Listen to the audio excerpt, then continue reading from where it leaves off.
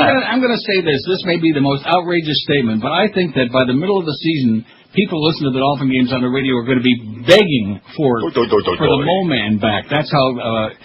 Jimmy has never done play-by-play. I've asked a lot of people this, and I could be wrong about that, but I don't think he's ever done play. Certainly not on a professional level. No, not on a professional level. He's done some college. But to me, what this does, it demeans the profession. As somebody who, as a child, always aspired to be a great play-by. Mel Allen was my hero. I wanted to be a great sportscaster, and it's so demeaning to the profession. There are such great broadcasters out there, and to just take a bunch of ex-jocks because they wore a jockstrap once or played the game, and in his case, reasonably well, but not a great player. What's the big deal there? What's the attraction? I'm sure Joe will do a good job on the color. He's not Mad Dog, but he'll do a good job. But Jimmy Cefalo doing play-by-play? Jimmy, you bit off a big one here, sweetheart.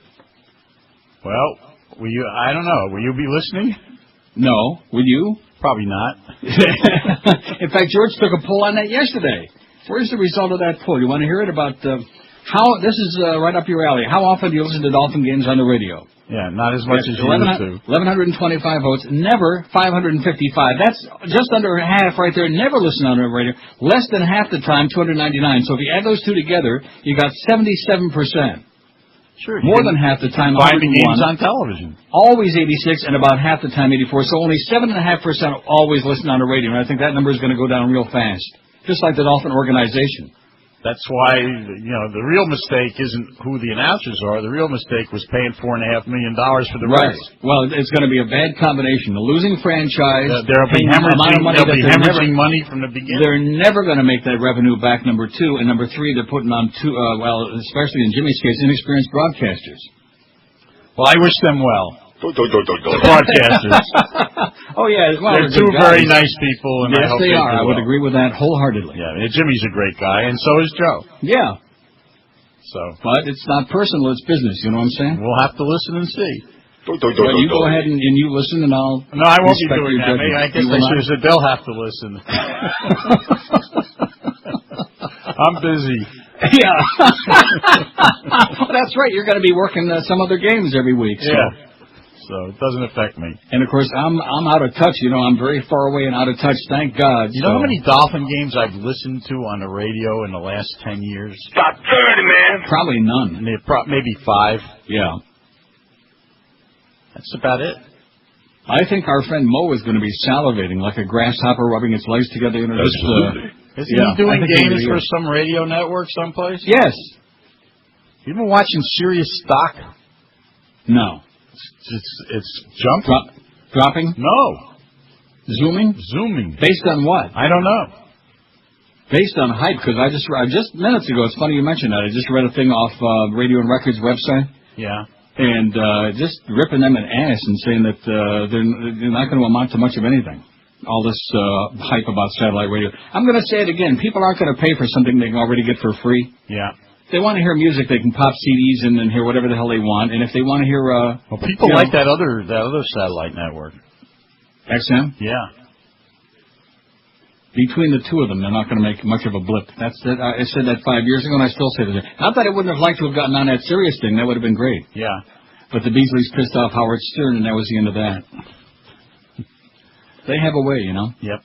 Just like yesterday was the 11th of July. You know what the 10th of the month is? It's payday at 2 a.m., right? Did my check show up yesterday? No. I just mentioned that, so I had to go through my usual... They just can't pay people on time over there in Naples. What is your problem over there? You lunatics, you maniacs.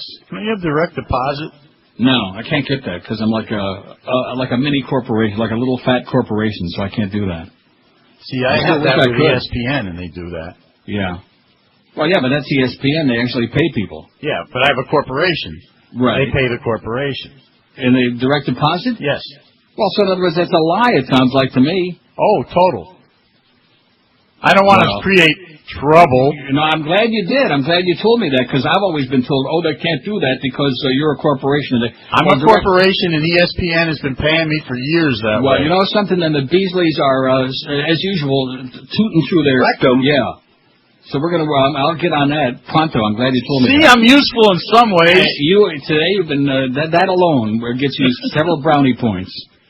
Just don't eat the brownies. I won't be doing that.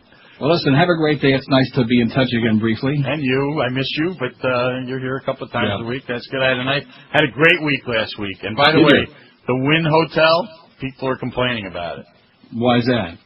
Well, they closed one of the restaurants because it wasn't very good. And people I've heard who stayed at the Bellagio and went over there are going back to the Bellagio. Not happy. Access is bad. The sports book's too small. When is he ever going to say enough is enough, you know? Yeah. Hasn't he made enough money already? And it's pretty hard with all the stuff they have out there now. It's pretty hard to keep topping yourself, you know, with bigger and newer and glitzier. It's just, it's reached the point now where if you're inside one of those places, you look around, they all pretty much look the same. Yes. By the way, one final note, do not ever go to, remember I was touting you on Fallsview Casino, Niagara Falls? Yes. Do not ever go there. What happened? I'm just telling you, don't ever go there. That should tell you what happened. Don't ever go there. You're just taking. It's like a one-way thing, you know. It's like if you went to the track and they were selling tickets but they weren't cashing them. Yeah. Oh. That's Niagara Falls. That's Fallsview. So the payout is not so good. Oh, my God. I gave that broad a piece of my mind. You know, they comped me the room and the meals and this and that. I gave her a piece of my mind and also sent a scathing note to the Ontario Gaming Commission. But, you know, it doesn't make any difference because it's all part of the same deal. Yep. They're all stealing together. Exactly. I told her, I said, you ought to have armed security guards when people walk in just with Uzis. Put your arms up in the air, give me all your money, and get out of here. You know, just go jump in the falls. That's what they ought to be doing. Don't ever go near there. I won't. Or you'll wind up like that doctor who got stuck in the falls. He decided to jump, and then he changed his mind. I told you that, didn't I, last year? And they had the picture on the front page of all the newspapers. There he was standing with his foot propped against the big rock in the middle of Niagara Falls waiting to get rescued, which he did. All right. I will see you. You have a nice day. The old dock on the rock. Okay, I'll see you Thursday. Okay. Have Adios. a good day. But I smell it. Absolutely.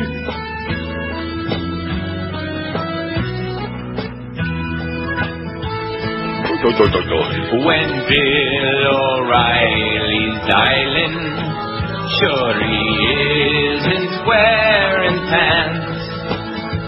He'll tell you if you like your job, then you'll give him a lap dance.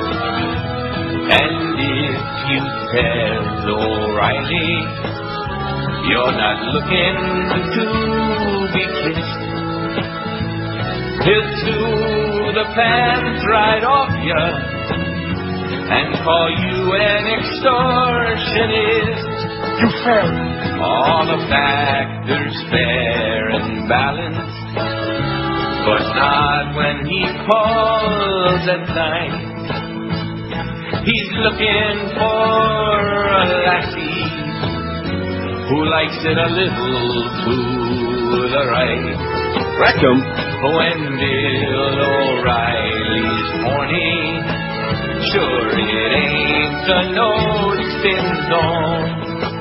So when Bill O'Reilly's dialing, you best not pick up your phone. It's 11 after 10 already. Boy, I like those crossovers, man. Before you know it, it's almost time to go home. And I'm already home. Anyway, more bad news from Iraq, boys and girls. Gunmen have attacked an Iraqi army checkpoint north of Baghdad, killing at least 9 soldiers, proving once again, like Dick Cheney said, that the insurgency is in its dying throes. Or somebody's dying. At least 3 people were injured in the half-hour gun battle that ensued, including a civilian. The attack happened at dawn in the town of Khalis near Bakuba, 40 miles northeast of the capital. And in Baghdad, relatives have buried a mother and 8 of her children who were killed in their beds in the Baladiyat area on Sunday. In other violence on Sunday, a suicide bomber killed more than 20 people who were queuing outside an army recruiting center in Baghdad, and at least 6 people were killed in further suicide bombs in the northern cities of Kirkuk and Mosul. But who's counting, of course? Because those are those ragheads, right? We don't care about that. Freedom is on the march.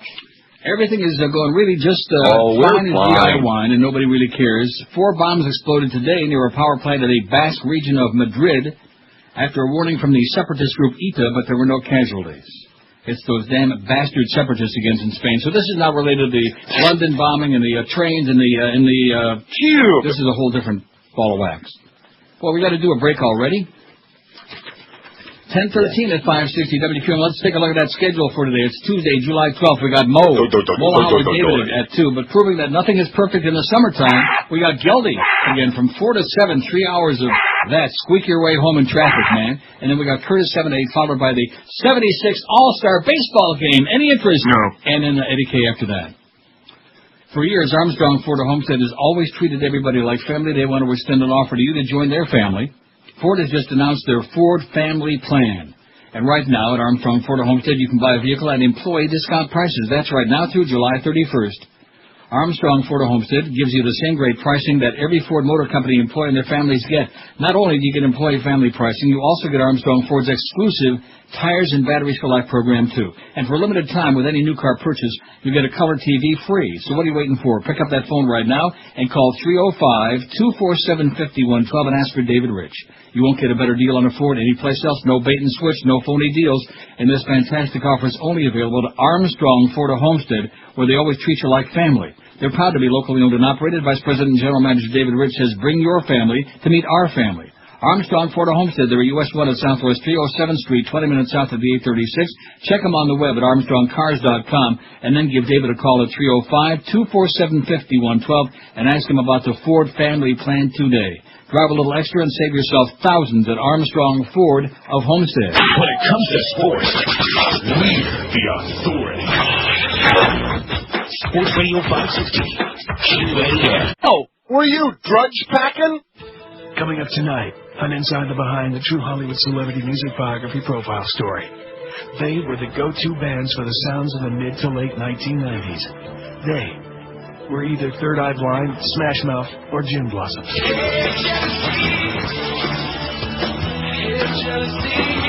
Rock critic Ken Pucker. When you're talking about bands that sucked less than the other bands, you have to go with Third Eye Blind.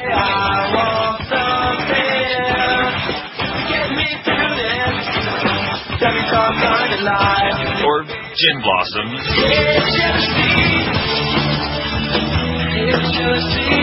Oh, forgot about Smash Mouth. Hey, you people only had to advance to your next preset button when you heard these things. I lived it 24/7. Suck on that. Slappy Gold managed all three bands during their heyday. One time they all played one of those summer festivals. I didn't know whether I was coming or going. I'm bringing them on stage. Hey, kids, please welcome Smash Blossoms. Let's hear it for Blind in One Eye. Hey, how about it for Gin Mouth? I didn't know what the I think the best way to illustrate what we're talking about is to play them all together.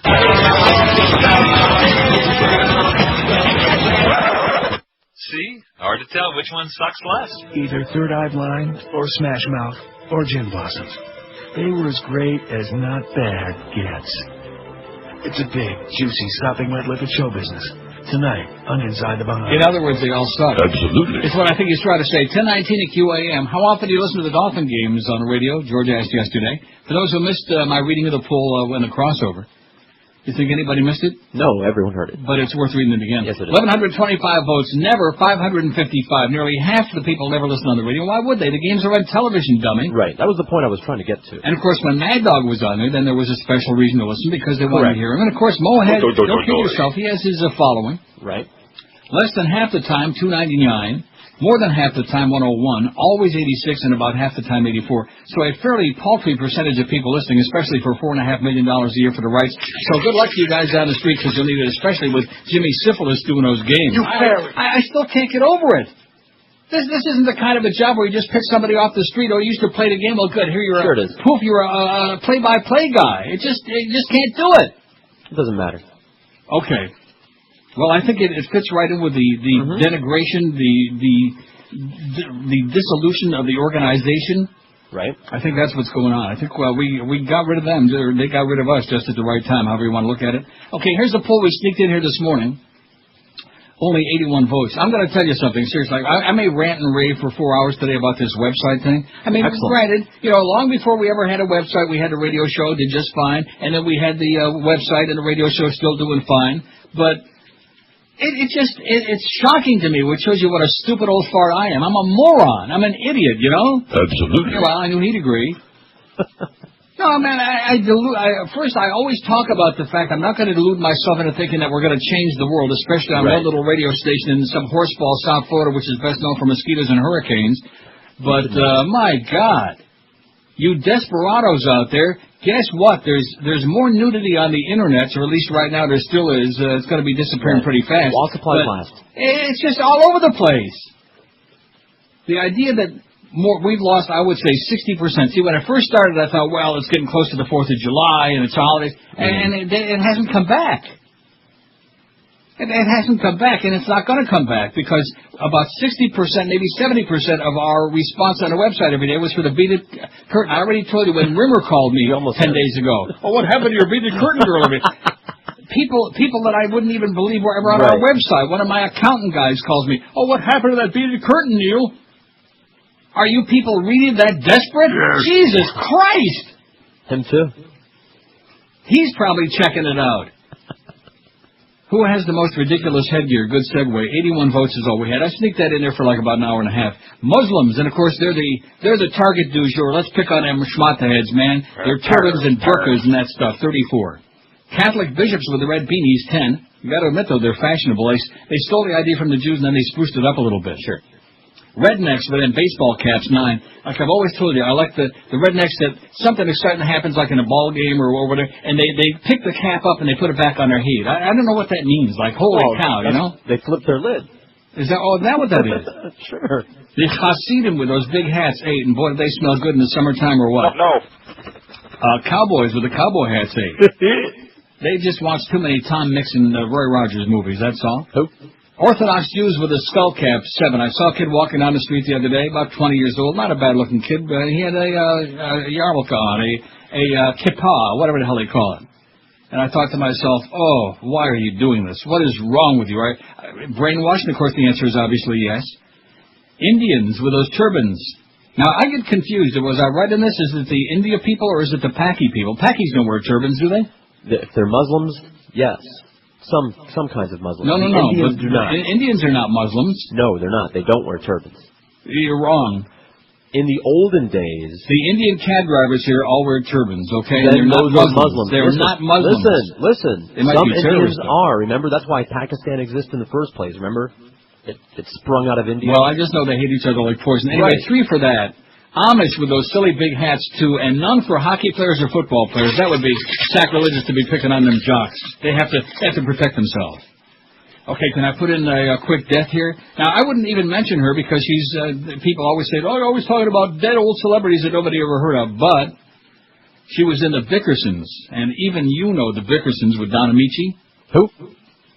Oh, come on. I know Don Amici, but I don't know the Bickersons. Oh, jeez. Frances Langford, whose steamy rendition of I'm in the Mood for Love captivated soldiers when she was part of Bob Hope's USO tours during WW2, died Monday at the age of 92. That's old enough. Langford had been ill with congestive heart failure and died at her home in Jensen Beach, Florida. Langford, a recording artist, radio star, and actress from the 30s to 50s, joined Bob Hope's troupe to boost wartime morale at military bases and hospitals in Great Britain, Italy, North Africa, and the South Pacific. She also entertained new generations of soldiers in Korea and Vietnam. Even with her hair swept up in a bandana, the 5'1" singer was a glamorous vision of home and became known as the sweetheart of the fighting fronts. She appeared in 30 Hollywood movies, including Broadway Melody, Yankee Doodle Dandy, The Hit Parade. She played herself in her final film, 54's The Glenn Miller Story. She was also known for her popular role as the insufferable wife Blanche, opposite Don Amici on the popular 40s radio comedy The Bickersons. I guarantee you that Boca Brian will tell you all about The Bickersons. I'm sure he will. He buys you lunch on Wednesday or whatever day. Right, tomorrow. Very good. Okay. So there you go, Frances Langford dead. Am I apologizing for mentioning that? No, okay. So I'm an old fart. Too bad. The number of Americans who believe the war in Iraq has made the U.S. less safe from terrorism spiked sharply after last week's terror attacks in London. Oh, my God. According to the latest CNN USA Today Gallup poll, as if the American people really know something, which most of them don't. See, these polls, I mean, what's the point, you know? Why do we even bother with this crap? Kills time. El Presidente's approval rating, meanwhile, edged up slightly, according to the poll of 1,006 Americans concluded Thursday through Sunday, most of whom were still hungover from the 4th of July. The poll shows the president's approval rating rose to 49%, up 3 points from a poll taken June 29th and 30th, but that change was within the poll's margin of error, plus or minus 3 percentage points, so big deal. he still ain't doing well. And, of course, although for him, he's doing very well at that point. And how come Karl Rove and Bob Novak aren't on death row yet? That's what I'd like to know. Can anybody answer that question for me, okay? No. Obviously, Scott McClellan ain't going to answer it. He got asked it 85 times the other day, and he's not going to answer it. There's still mum. Because Karl Rove is above the law, okay? Do you understand what it's all about? Above the law. I am above the law! That's right. That's what they're saying at the White House these days. So don't be messing with the Fuhrer. Okay, here's the poll we're doing now. All the polls all the time, man. And don't let me forget when I come back after the break. I want to spend at least 4 hours on the thing with the website. It's not going to do any good. I can't change human nature. But if the NeilRogers.com, see, that was our bad. That was our bad judgment in ever getting sucked into doing that in the first place. And then all these punks get on there, and it's like a daisy chain, and the word spreads like. Remember the Janet Jackson thing? Oh yeah, a year ago, February. Sure. And that was the beginning of it, man. And all of a sudden, we had the busiest day ever on our website, and we had the pictures on there, and they're all... I mean, get a life, okay? Have you ever seen a breast before? Have you ever seen a boobie? Have you ever seen anything? Good God almighty! Get a life! No, seriously, it's scary. It's just downright scary. Anyway, here's the pool. See, I'm getting a little too agitated, but since I'm only on twice a week all summer long, I can afford to get all whipped up into a frenzy and go have a nice lunch. By the way, I'm using my Flavor Wave every day. I just love that thing. That's great. We use it at least every other day, at least. Nothing like making some great bratwurst on that thing. Oh, God, is it good. Anyway, the poll today, what media person do you think might be the Antichrist? And so far, we got 168 votes, which is pretty weak, but nevertheless, there's nobody on our website, there's nobody in town. You put those two ingredients together, and we're just like diddling. We're twiddling and diddling is all we're doing. We're just picking the toe cheese from between our toes is all we're doing these days. 168 votes. Rush Limbaugh, 69, the Antichrist. Bill O'Reilly, 32. Sean Hannity, 22. Neil Rogers, 17. 10% of this crowd think I'm the Antichrist. No wonder they're listening. Al Franken, 10. Michael Savage, 8. Bob Novak, only 8. How do you like that? Only 8 for Bob Novak. Of course, most of them would like to find out who that is in the first place. Miss Drudge has only got 1, and Wolf Blitzkrieg's got 1, and that's my vote. How do you like that? I'm way down there on the bottom. No lines to that, please. Wolf Blitzkrieg, he is the Antichrist. He comes on here yesterday. They're having a discussion about Guantanamo, and he's saying, oh, just the other day I was talking to Vice President Dick Cheney, who tells me that it's really a very lovely place. It's a tropical paradise. How about let's stick your ass in there, Wolf, you Nazi, you fascist, you lunatic. QAM. Neil Young. Bush has another appointment to make. Who will choose? Sandra Day O'Connor won't save. Who will rule? Say goodbye to Rehnquist, he's leaving too. Who's Bush appointing Supreme Court dude? Who's Bush appointing Supreme Court dude? Now that is looking round for someone new. Will he appoint a pro-life justice or right to choose? That it'll be a conservative, religious group who's against gay marriages, what's prayer to? Will it be a decent or who's Bush appointing Supreme Court dude? 1034, 2611 and 560 WQM. Here's the facts about the beaded curtain, of course, from La Cubana in Hollywood, who obviously has no name. George Bush thinks he's the Antichrist. Manson thinks he is, and then whatever that means. Also, I look forward to my day. See, this is what gets me. I look forward to my day looking at the beaded curtain. I don't even want to come to work. Love you, Neil and George, from La Cubana in Hollywood. See, if that's the way you have to start today, then let us suggest to you that there's 80 billion. Just put up sex on a Google. Do it, huh? Right. Open your email. Yeah. Try not to. Yeah, look, open up your email. All of a sudden, everything will be popping up like crazy, man. All over the place. I just don't get it. Okay, I mean, we had some good stuff on there. I'll grant you that. There was a lot of quality photos on there, and that's fine. We did the best we could. But the fact of the matter is that this Nazi regime we have now continues sneaking through these different laws, and of course you got a spineless Congress, which is controlled by the Republicans anyway. But and so they continue putting stuff in there and chilling free speech. There is no such thing as free speech anymore, free expression. It doesn't exist. It does not exist. It only exists as a figment of somebody's imagination anymore. So if you think that anybody connected with this show is going to go to jail so that some of you can get your jollies by seeing naked pictures on the website every day, ain't going to happen. Eric isn't going to be doing it, okay? They can't afford to feed him in there. So forget about it. Oh, no, we got to have that back, Neil. Yeah, and just look at the website. That goes to show you we've been, I don't know about you, but I've been in total state of delusion. It's finally a real eye-opener, man. I knew all about it. Did you know did you realize that to that extent, to that degree? Maybe not to that degree, no. How the idea that maybe 60-70% of our response on a website would disappear once the nude pictures vanish simultaneously, like a simultaneous orange-gasm? Because even though it is a pain in the ass, when I post the stories for my part, and I know that you do too, I try to find stuff that's interesting. You bet. Redundant, you heard it all before, something spicy, something juicy. It's good stuff. I would say that 90% of the stories that we have on the website are not stories that you're going to hear if you turn on your TV and hear it from CNN or the networks or MSNBC. You're not going to hear it. Stuff from The Guardian and Smirking Chimp and The Independent, and you're just not going to hear it. Not establishment propaganda. And the fact of the matter is, most Americans are very satisfied with establishment propaganda, or more likely, don't give a crap about any of it. So don't be bellyaching about, oh, well, there's no more beaded curtain. Just take a look at this show. Just this radio show. In the last year and a half, since a year ago February, since I mentioned the Janet Jackson business, that was used as an excuse by a bunch of fundamentalist, lunatic, repressive maniacs to start censoring, to start chipping away at the freedom of speech. What the hell does that have to do with terrorism? What does that have to do with keeping people safe?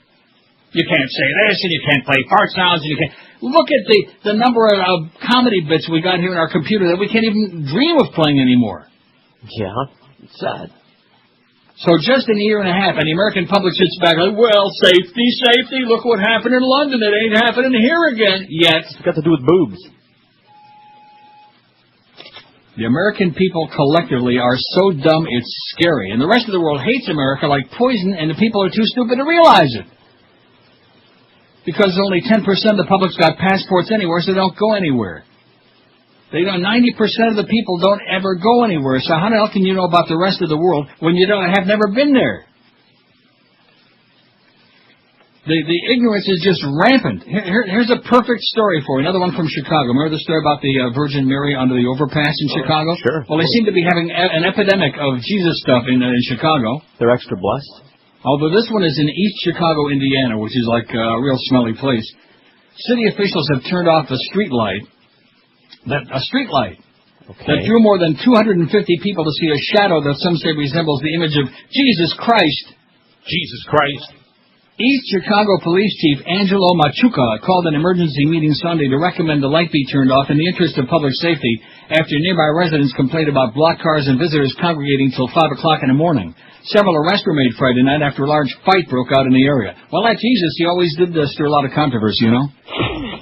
The city respects everyone's religious beliefs, but it's getting to the point now where it's almost too dangerous to leave the light on, said Damian Rico, the city's public relations director.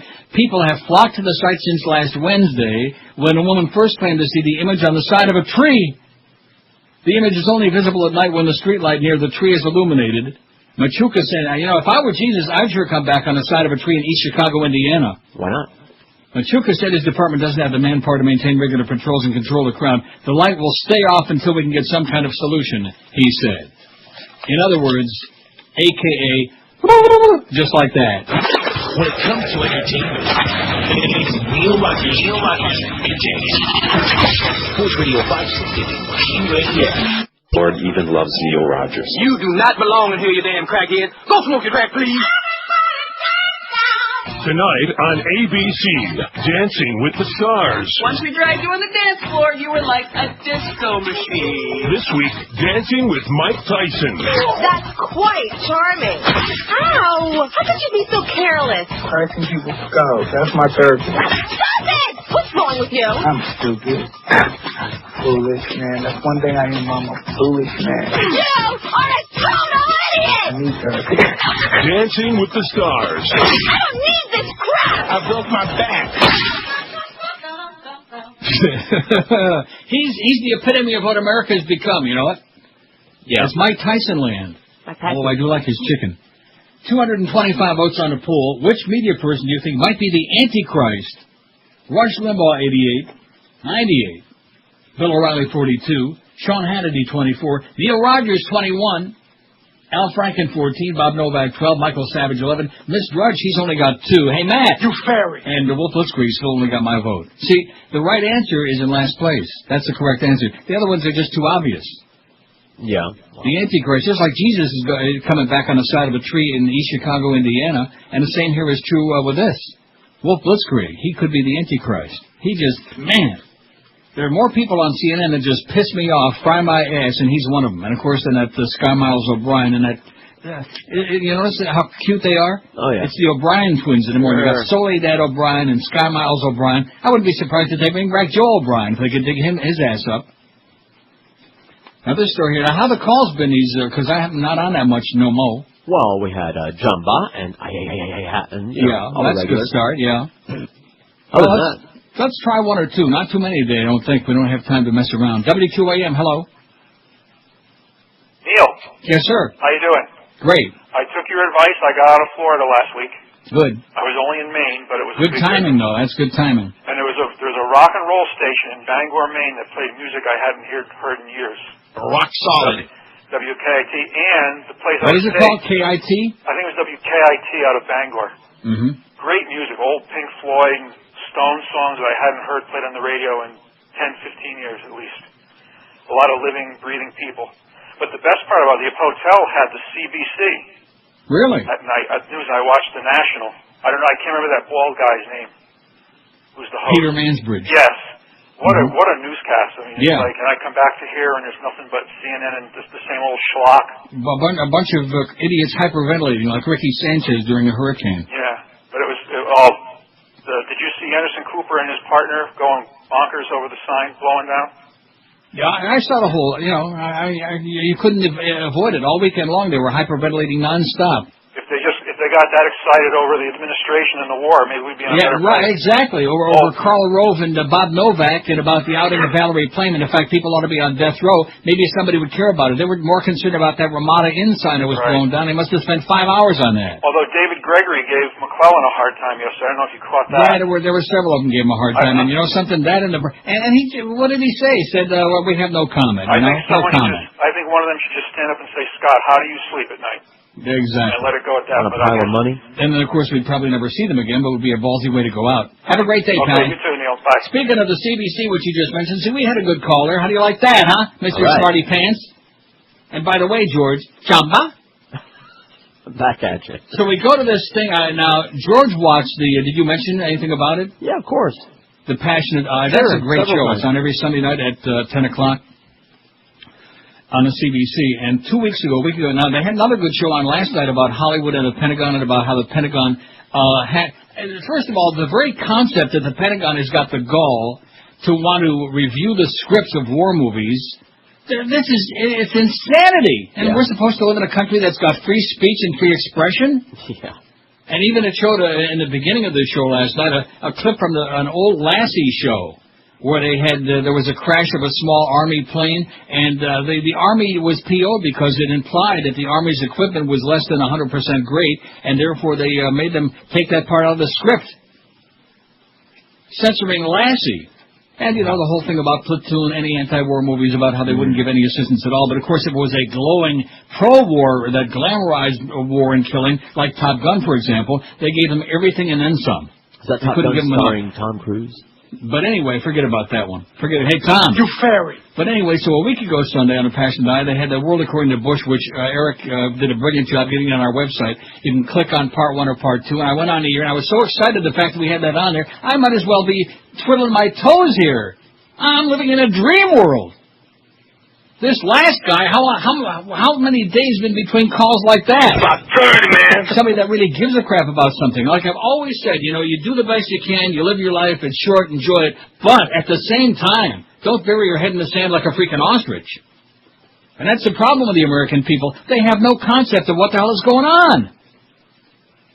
And that's why we try so damn hard to put stories on the website that aren't the same weekly reader crap that you get every day from CNN and MSNBC and Brian Williams there with his nose out of joint. You know what really bugs? There's two things that bug me, even though I do watch NBC Nightly News every night now, because I will not watch old Bob Schieffer, okie dokie. But there are two things that really bother me. And maybe Boca Brian can get that sound from the NBC News, in the beginning. You know, when they're reading the headline. You know what I'm talking about? Sure. And it drives me crazy. Plus, the booth announcer on NBC, he's got to be 174 years old. You know, those union jobs they have in New York, they have them until they croak. And so that guy, he's been doing booth announcing on NBC since before Howdy Doody was a baby. And the NBC Nightly News with Brian Williams. You know the voice I'm talking about? Yeah, I do. He can barely even speak anymore. He's like one step away from George Lalaine there, the juicy man that's selling those juicers on the infomercials now. Jesus Christ. Mommy, I'm waiting for him to start doing that one. Mommy. At any rate. So anyway, we put that thing on a website, and again, people want to see naked pictures, that's all. That's it. People are desperate. I don't know. Naked pictures don't do much for me anymore. And quite frankly, never did. I want the real. Once you experience the real, until you have the real thing, naked pictures are great. You know, like guys that used to look at the Sears catalog before there was porno really available. I like J.C. Penney myself. Yeah, there you go. But once you get the real thing, it's a little more interesting. Okay, like flesh, like touchy-feely, like doing, not looking, not wanting, doing. Oh, God forbid. Now he's talking real perversion. That's right. One thing to look at it. Can't get no disease from just looking at it. You want to bet? So that's what they want. They want the naked pictures on there and all these punks that invaded our... And let's look on the bright side, like Monty Python would say. Let's look on the bright side of this thing. We have flushed out from our website all these interlopers who have absolutely no interest whatsoever in the poll and the stories that are on there, any of the meaningful things that we put on there, the cartoons, no matter what we put on there. See, from this day forward, and of course it's not by choice, but it may be a good thing, our website is going to be like a newspaper, that's all. Right. Why the hell should we have naked pictures on it? Where did that fit in the scheme of this? It was a draw, and it was, but... No, it was a big draw, right? Anywhere you put naked pictures on the website, on the internet, it's going to have a big draw. So, I just needed to spout off a little about that, because I'm watching these stats on there, and I'm seeing just how ridiculous it is. We hit these days where we had this humongous response, and you think, boy, this is really great. People are really paying attention. They couldn't give a flying crap less. We had a big... spike on there before the presidential election for about a month and a half, October, and then right up to the election in November. And then those people all disappeared, all done, bye-bye, chickens out of the coop, horses out of the barn. Because that's another thing, the attention span of the American public is how many seconds? About 30 seconds, I would say. It's not that the American people collectively are such bad people. It's just that they're not educated people. They're ignorant. And when you're ignorant, it's a very sad situation to go through life being so ignorant. And like the guy said, when you watch the news on the CBC every day, when you're watching the perspective of what's happening in the world from a more objective, as opposed to getting spoon-fed that garbage and that propaganda. Can you imagine? Here's a guy on CNN sitting there with a straight face telling the world that Dick Cheney told him that Guantanamo was really a tropical paradise. It's a wonderful place. Club Med. They're on vacation. Yeah, that's right. They're having a gay old time down there, okay? You fairy. Just like Cheney's lesbian daughter that preacher's so pissed off about. They took that girl. And they brought her out. That show, that 2 hours should be every American should be forced to sit and watch that. Don't you think? Absolutely. Absolutely is what I meant to say. I don't get it. I just don't know. You won't see any of that in the American media. Because it's exactly the same. Everything is dollars and cents, man. And just like this company now. Oh, we don't want to offend this one. We don't want to offend that one. So we're just a bunch of whores. Although I will say this. That was thanks to the Humper for telling me about that direct deposit. They've been it's probably too much work on their part, Plus, in that way, they have to cough up the money a little bit earlier each time. See, like with Josh's paycheck and your paycheck, they can afford to do direct deposit. You know, when they're talking nickels and dimes, they can collect that out on the street corner. They can do indirect deposit. They can put one of their inbreds, one of their inbred cousins out there on the street corner with a monkey organ grinder. Yeah. And they can collect the nickels and dimes, no problem. And I'll cover that in the bank. Remember the day a couple of years ago when they didn't get the money in for the entire company? Yeah. Well, we missed the deposits on, and so nobody in any of the Beasley stations got paid on payday. In fact, I'm sure you remember that very well. Sure, I saved the memo, the very sympathetic, sensitive memo. Oh, yeah. It said, from remind Carolyn me, boys, Beasley, they're not due the money. Hey, Carolyn, there's a special place in hell for people like you, sweetheart. Carolyn Beasley, my ass. Well, people should be grateful anyway. The payroll isn't due until the 10th and I don't want to go through the whole thing yet. It was just embarrassing. And the bottom line is that they just have a real difficult time paying people on time, you know.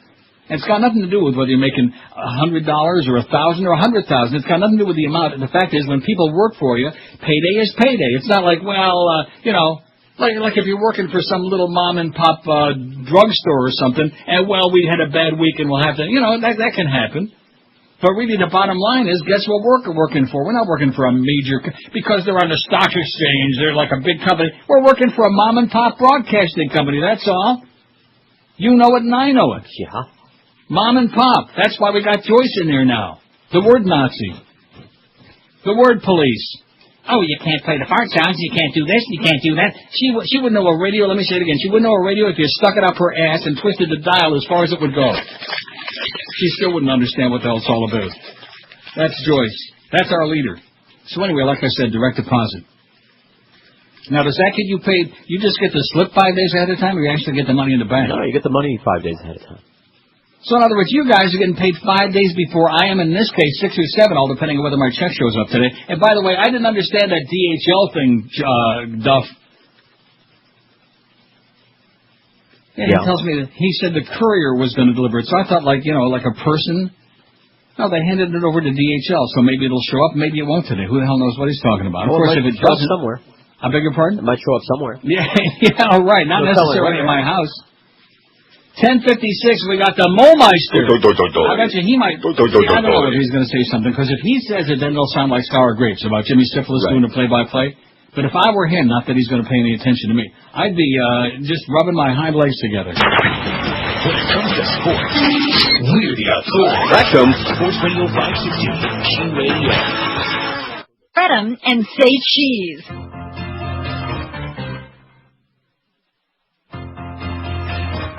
Just leave them old women on the shelf. He likes the younger ones he's telling himself. Women his age remind him of Nicole. Tom Cruise doesn't like them old. Did you see Tom Cruise on Oprah? Jumped on the couch and rolled out on the floor. In 2 minutes I ran for the door. 'Cause that dude is crazy for show. Tom Cruise is getting kind of old, and now he's gonna marry Katie Holmes. She was a baby when he married Nicole. Tom Cruise doesn't like them old. Now Taylor's gonna marry Katie Holmes, and Scientology will save his soul. He's gonna keep her under cruise control, 'cause Tom Cruise doesn't like them old. Yeah, he's old, all right. Hey, Tommy. You fairy. It's 11:01 at 5. How's the peeping, Tommy? Just fine. Washington Cardinal Theodore McCarrick, who's a real right-wing lunatic, said Catholics don't have to believe in creationism. Well, isn't that nice of him? Isn't that lily white of him, although he's a little on the dark side? The Bible's account of God creating Adam and Eve and the universe in 6 days. They don't have to believe in that. But he told reporters at the and thanks for whoever faxed this, because I did see it over the weekend but didn't print it out.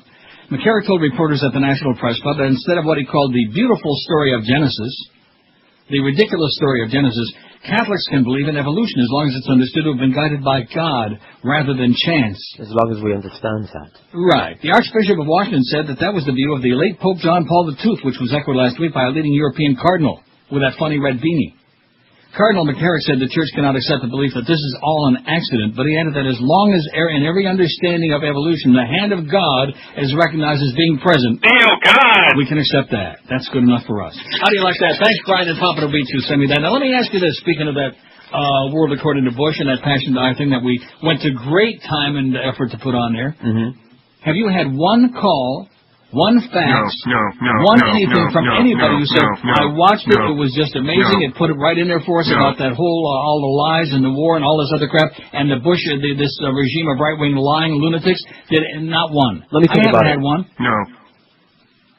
Been on there about a week, I would say, because the show was on a week ago Sunday, so I would think a week ago today. Eric got it on there. Maybe if we tell people that there's naked people. Yeah, there's naked pictures in there, okay? People, naked pictures of Donald Rumsfeld and Saddam Hussein. And Richard Pearl, you should see his ass. Oh, my God. And wait till you see Paul Wolfowitz. If you thought his hair was bad in Fahrenheit 9/11, wait till you see his ass.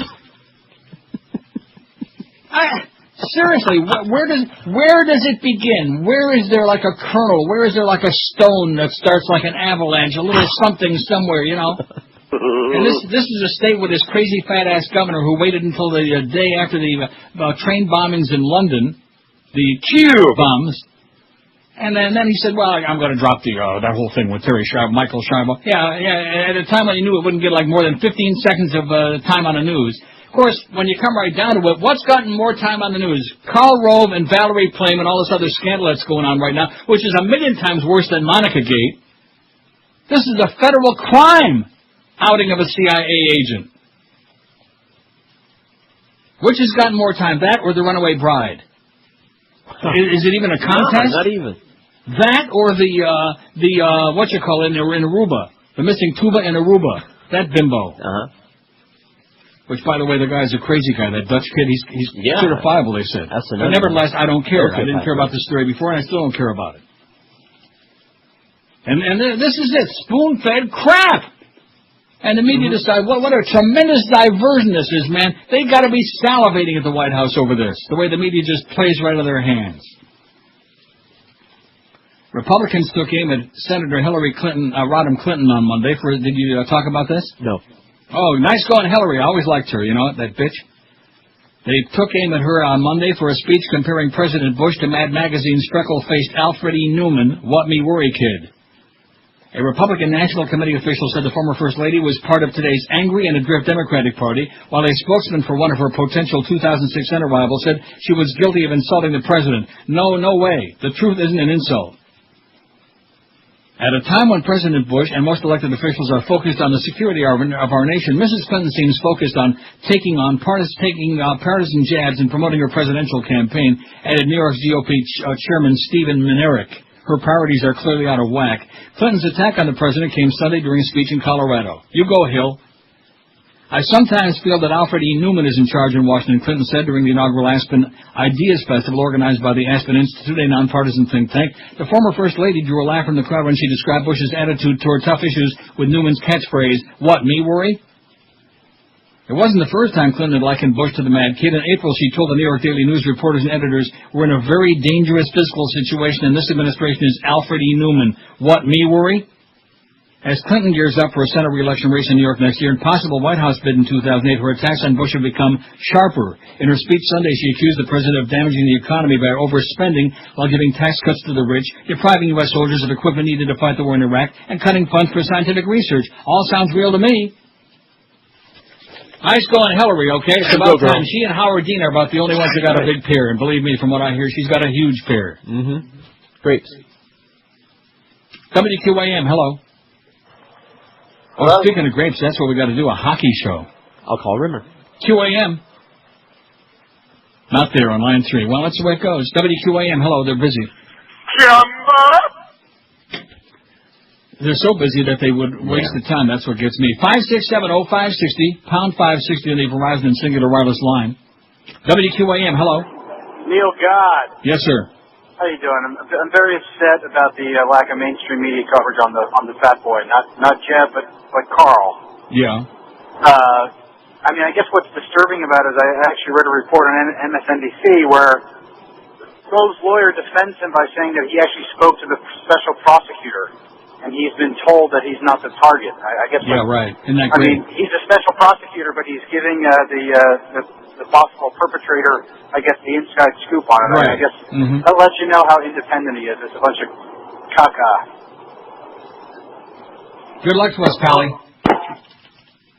For 2 years, the White House has insisted that presidential advisor Karl Rove had nothing to do with the leak of the CIA's officer's identity, and President Bush had said the leaker would be fired, but Bush's spokesman wouldn't repeat any of those assertions Monday in the face of Rove's own lawyer saying that his client spoke with at least one reporter about Valerie Plame's role at the CIA before she was identified in a newspaper column.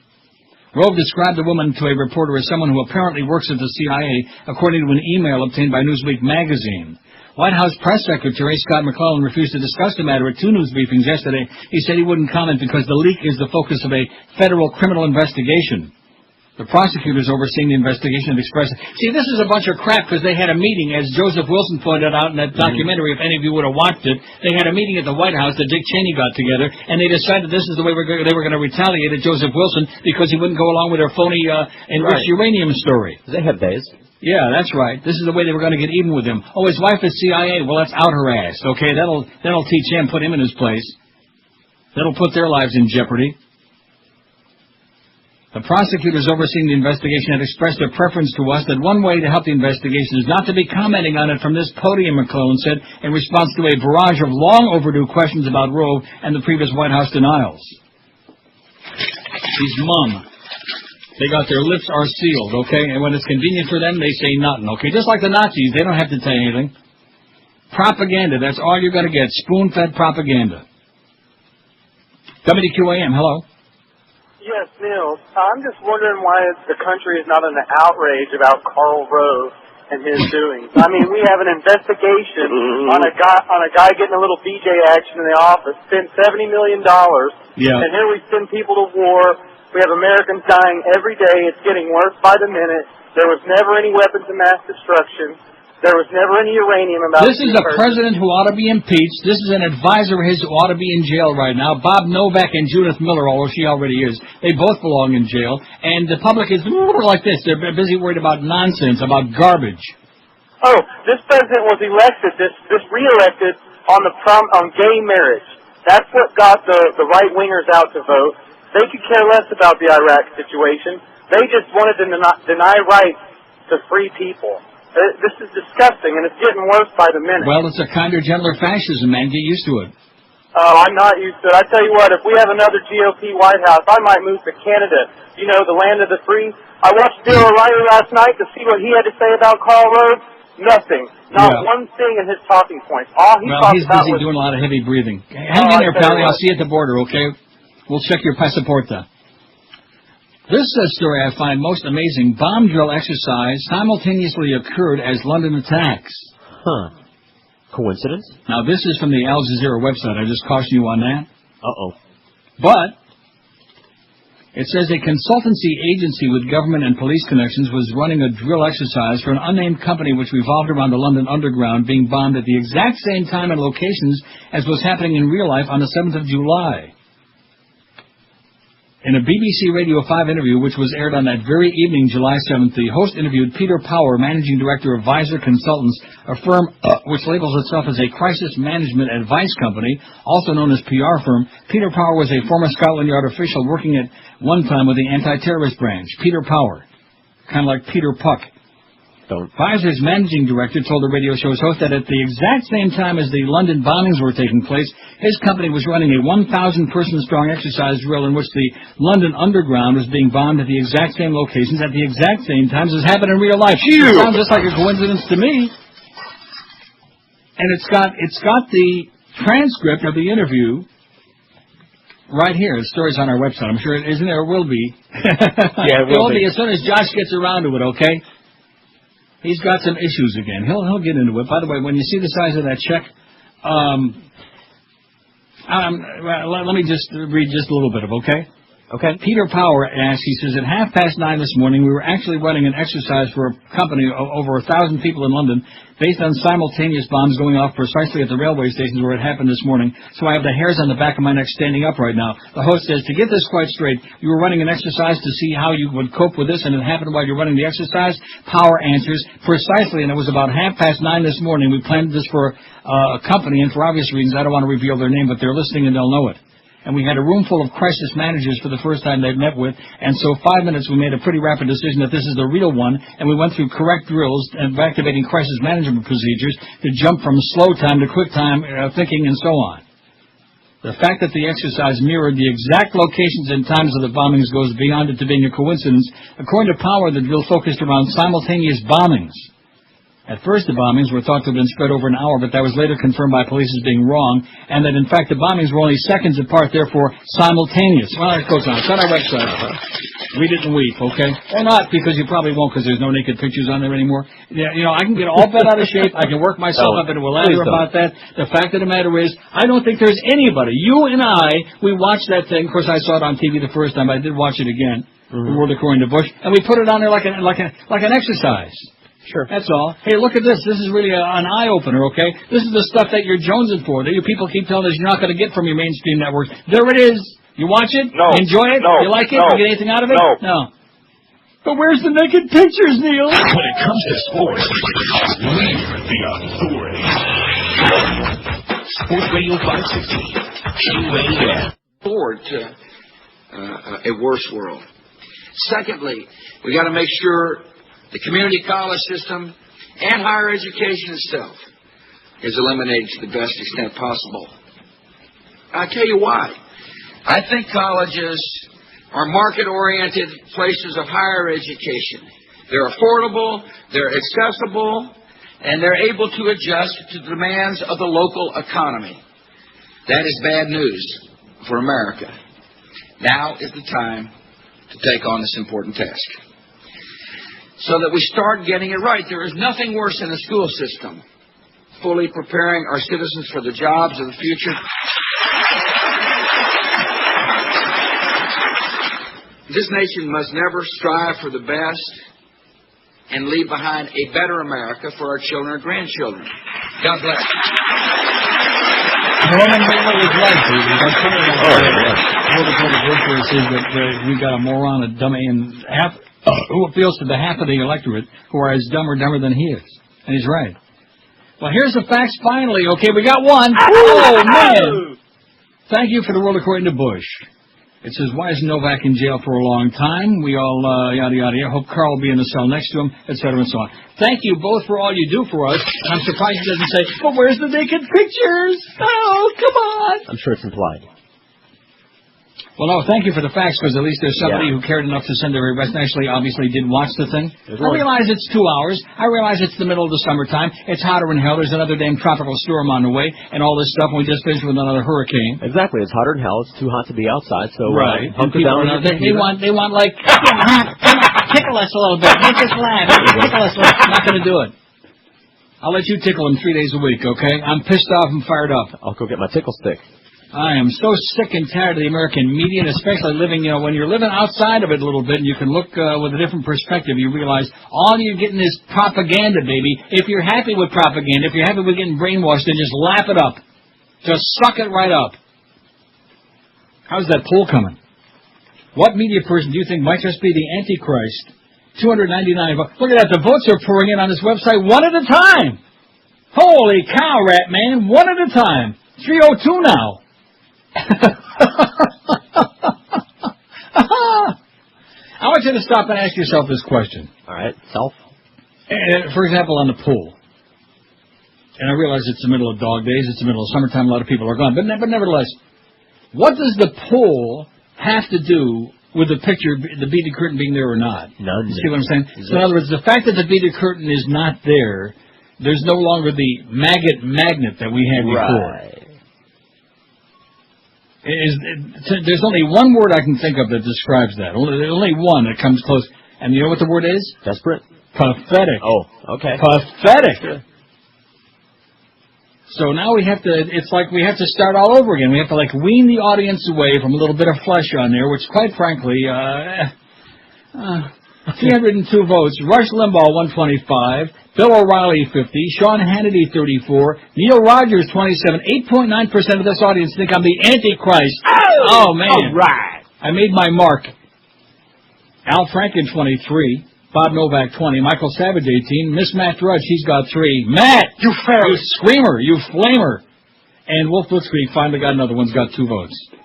Who tells us that Gitmo is a paradise. It's wonderful there. Sure. And so if it's so great there, why don't they send his ass down there? That's what I'd like to know.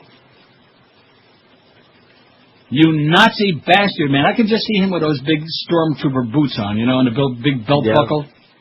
The hobnail boots. Oh, man.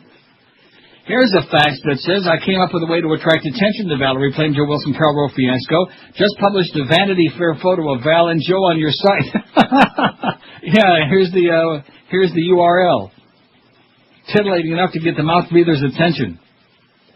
It says, I make good use of the articles posted on your site. Thanks for the service. It may be the most relevant, concise compendium out here. I agree with you, okay? George and I, and even little Josh, there on days when he feels like it, although today wasn't one of them, we'll work our ass off to try. No, seriously. So we get I spend about an hour a day at least on that stuff, and then before I go to bed at night, I see if there's like any new stuff, especially like local stuff. Takes me like 2. I'm a slow reader. But man, oh man, I mean, we're just, well, what's the use? Just throw your arms up in the air and say, hey, listen, at least the check's clear. When they show up, I wonder if that check showed up yet, you think? I don't have any email here confirming that the check showed up yet. Duff. Oh, when he told me, you were sitting right there, weren't you, when he told me about DHL? Sure. I don't understand that. I don't believe what the company uses.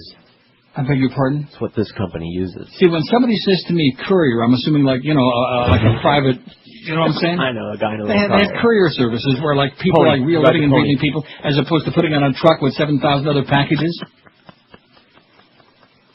This is my money, Duff. This is my pay. This is my check. This is what they owe me. Today is the 12th of July, okay? I'm thinking if I don't have an email by noon saying that check showed up by noon, you might just be doing the last 2 hours today. I'm saying no pay, no play. Remember that one day I just played music all day? Sure, I'll cue something up. It's just ridiculous that a company that fancies itself as being like a real broadcasting company, as opposed to a bunch of hillbilly mugwumps, doesn't want to pay people on time. Well, it was sitting around. Every time there's a different story, okay? Guess what, folks? When people work for you, they don't want a story on payday. They want a check, and in my case, a big, fat one. That's what I want, a big, fat one. George would like one, too. In fact, he'd light it up right now if he had it. God. And it's always like, well, it's not really my department. Well, whose department is it, okay? Who's in charge over there? Who's running the joint? If it's engineering, well, it's not my department. If it's the sales, if it's copy, if it's, it's just me. And I will say this, Duff is the only one you can talk to because there ain't nobody else in that place going to get anything done for you. She's the only one you can talk to. You fairy. Yeah. And even then it's like, well, bada-beep, bada-boop, bada, the old shuffle. You ever see him do the shuffle? No, how's it go? Oh, when he and Miguel were on last Thursday, they did a hell of a shuffle together. I can't tell you what else they were doing. Senate committee calls FEMA aid a disaster, cites fraud and rampant waste. How do you like that? And in the meantime, they're always raving about, FEMA was there right away, and what a great job, thanks to Governor Jeb. And as Hurricane Dennis bore down on Florida, a U.S. Senate committee demanded the Federal Emergency Management Agency, FEMA, fix serious shortcomings in the nation's disaster aid program that enabled Dade County residents to collect millions of dollars last year. That was for a storm that struck 100 miles north. In a letter Friday to the agency chief, Michael Brown, senators said those shortcomings allowed taxpayer dollars to be wasted and listed 19 improvements they believe FEMA must make. The call for reform came from the Senate Committee on Homeland Security and Governmental Affairs, which released its official findings from a 6-month investigation of FEMA. The panel began examining disaster assistance payments in response to reports in the South Florida Sun-Sentinel showing that FEMA handed out $31 million to Dade residents for Hurricane Francis, the Labor Day weekend storm that caused little damage in Dade County. $31 million. We'll take it. Yeah, I'll take it. Take it right here. That's your government in action again. And the public says, we'll take it. Dolphins McMichael arrested following alleged altercation with wife. You know something? The Dolphins they've got some serious problems, as you look back over the Gangsta Fish. Wouldn't that be a good name? A new name for them? They want to change their image a little bit. The G's. Rumblefish. Yeah, the G's, the Gangsta Fish. I like it. They've had so many gangsters on that team over the years, coke snorters and pot sellers and wife beaters, and then, of course, Demetrius Underwood didn't hurt anybody except himself, tried to slice his neck, and just a lot of kind of like crazy people. There was old Bobby Humphrey and all these people. Oh, that phone is going. There must either be a fax or something very important in there. Who do you think that is? I'm not faxing. Maybe it's the check. No, the phone, not that. I see. Dolphins tight end Randy McMichael is facing charges for the second time in 13 months for allegedly hitting his wife. McMichael was arrested early Saturday morning in Columbia County in Grovetown, Georgia, after witnesses told police he had given his wife Kawana a bloody nose. The 26-year-old McMichael was taken to the Columbia County Detention Center where he was charged with simple battery and criminal trespass. McMichael was released just before 7 a.m. Saturday after posting a $2,200 bond according to jail records. We certainly don't condone the conduct which has been alleged, and we recognize the seriousness of the charges. However, we will not make a specific comment about this matter until we gather more information. Dolphins coach Nick Saban said in a statement yesterday. Of course, he ain't saying much, Nick Saban. He's mum. I'm thinking 3-13 sounds like the number for this Dolphin season. Does that sound about right, Josh? Yeah, maybe 4, According to the police report, McMichael acknowledged he had 2 glasses of wine and several beers before arguing with his wife, but refused to take a field breathalyzer test. Kawana McMichael, 22, told police the contact with her husband was an accident as he was throwing some of her belongings out of their 84 Cadillac Coupe de Ville. 84 Cadillac Coupe de Ville? Isn't that a little bit on the dated side? Oh, maybe it's in good shape. Maybe they had the, 25-inch rims on it. Yeah. 4 witnesses told police they saw McMichael throw his wife from the car. 1 witness told police he saw the athlete throw his wife away from the vehicle several times. Kawana McMichael was treated at the scene. Prosecutors decided not to file charges after McMichael was arrested in June 2004, accused of hitting his wife. McMichael had been charged with aggravated battery on a pregnant woman, a second-degree felony that's punishable by up to 15 years in prison. All right, Randy, you go. Man. 27 past 11 at 560 WQM. I can't wait to find out who that was. It's probably a very important package downstairs, Let's hope. Maybe it's a check from Ed McMahon. In which case,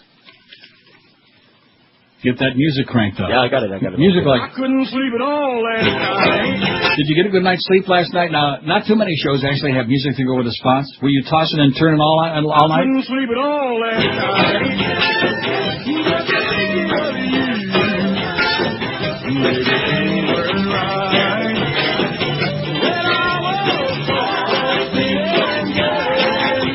If you're tired of that small cramped bed, it's time to step up to a new queen or king-size bed from our friends at Dollar Mattress.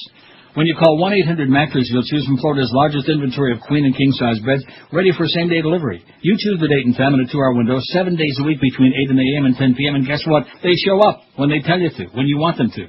Dollar Mattress carries a complete line of Sealy, Inserta, Simmons, King Coil, Stearns, and Foster, and their everyday low prices and deep stock make your shopping a breeze, a piece of cake. When you call 1-800-MATTRESS, you'll speak with an expert bedding consultant who listens to your needs and will suggest a style and comfort level that is perfect for you. These folks know the bedding business inside out. Just about all of us here at QM sleep like a baby on Dollar Mattress bed. You ought to be doing the same. Call 1-800-MATTRESS or check them on the wicked web at mattress.com. Dollar Mattress, 1-800-MATTRES. Leave off the last S because it stands for sensational, stupendous savings. When it comes to entertainment, we've got the biggest personality. Neil Rogers, Sports Radio 560. QAM. I stand in front of you now, 2 years later, and say, it took me a little while, I'm a little slow learner, but, Neil, I apologize. It's radio. You are the truth. Absolutely. Mr. Molding, I like it when you do it. But you is easy. Oh, yeah, the way you do it. Hey, Mr. Molding, you teach me the joy to action. The door. Oh, no, the door. Mr. Molding, I think you're really wicked.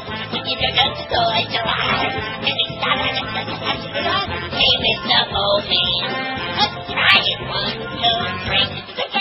You mean the door. It's so innocent.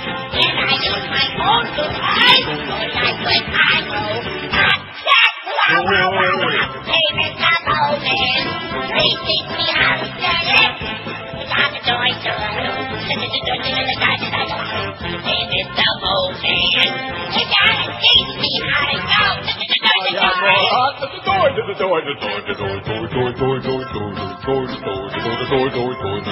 Now you.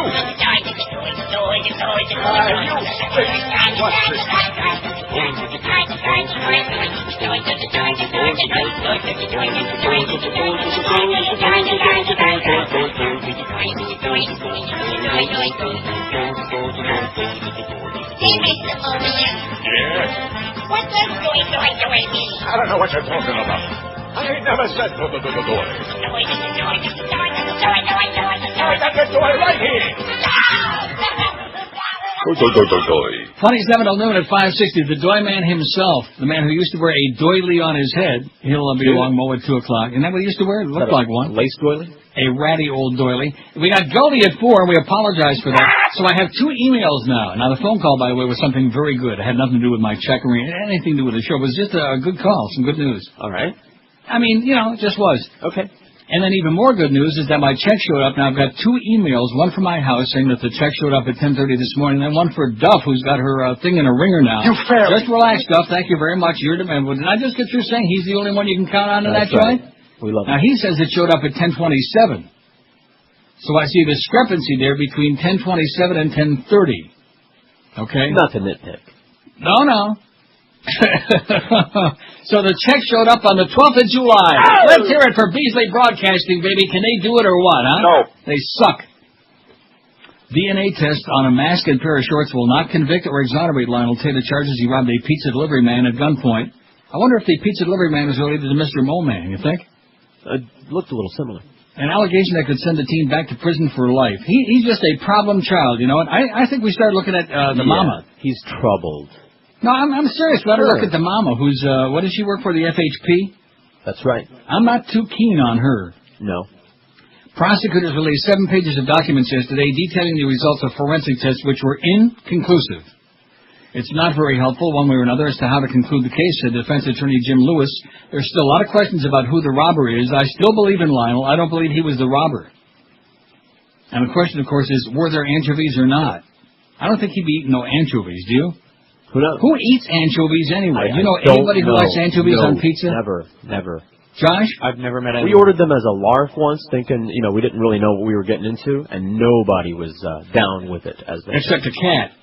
Yeah, exactly. No, seriously, I don't know any human that actually likes anchovies. And once in a while, you'll order a pizza, and you know how they take the ingredients and they toss the stuff all together? Yeah. And you can tell that there's like a little trace of anchovy got in there. And for me, that's it. That's the end. They got it too close to the anchovy bin. Exactly, too close to the bad pile.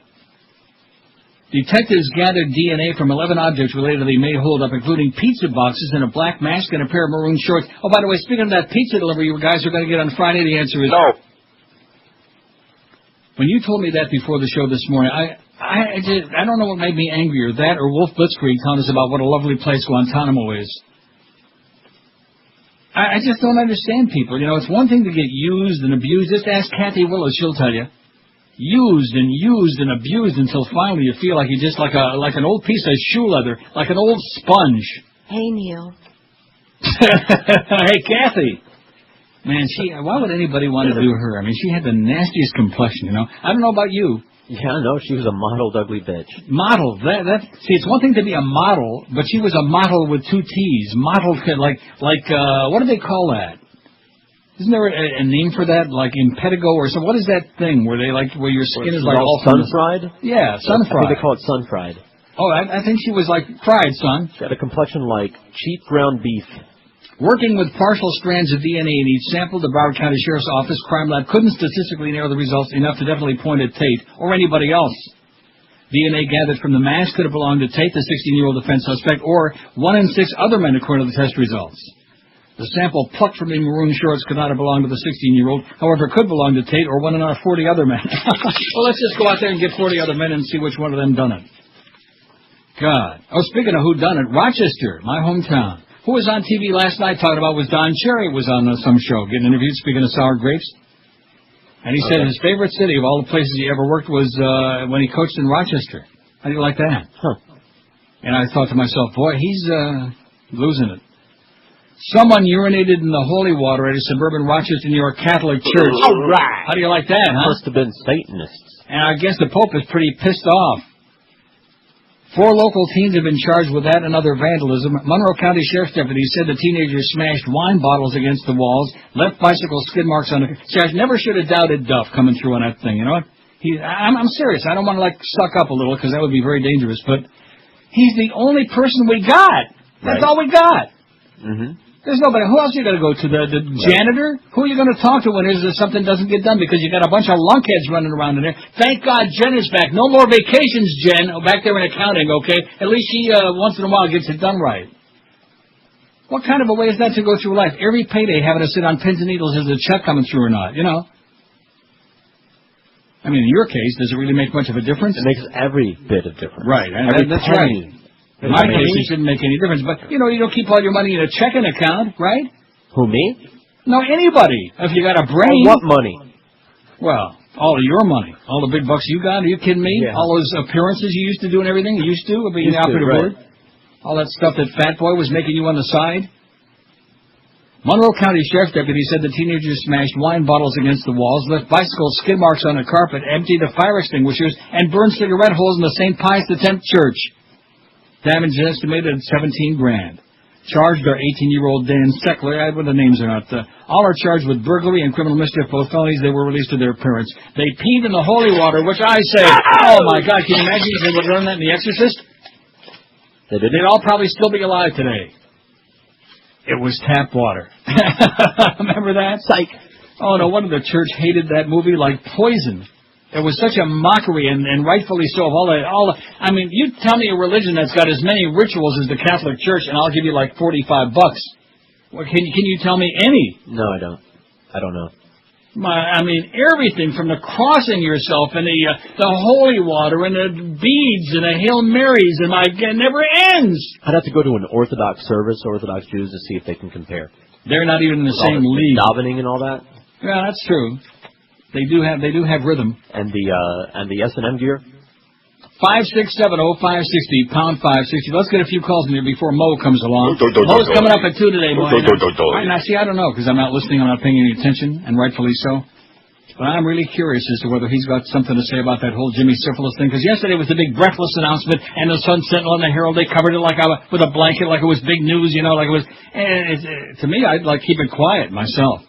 And you notice how they waited until the 11th of July to make the official announcement, even though we had it on 2 weeks ahead. Everybody in town knew what it was going to be, and we just kept thinking, oh, this has got to be like a decoy, They're bringing in Mark Champion, and they're just funning us. They're bringing in like a real broadcaster. But if you have a real broadcaster, you probably ought to have a real team first. When it comes to entertainment, it's Neil Rogers and Jazz. Sports Radio 560, Key Radio. In Miami.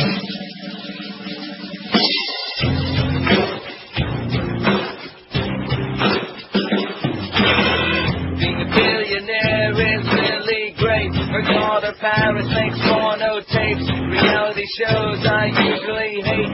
Folks do anything to be on TV, never really know who will backstab you. Get into fights with Nicole Richie, all you seeing is VIP, got hundreds in your pocket. Kathy Hilton, that's who I want to be. I want to be Kathy Hilton, Kathy. She has so much money. I want to be happy. Yeah, what's the big sickness with those people anyway? Where did that come from? That disease, the Hilton disease.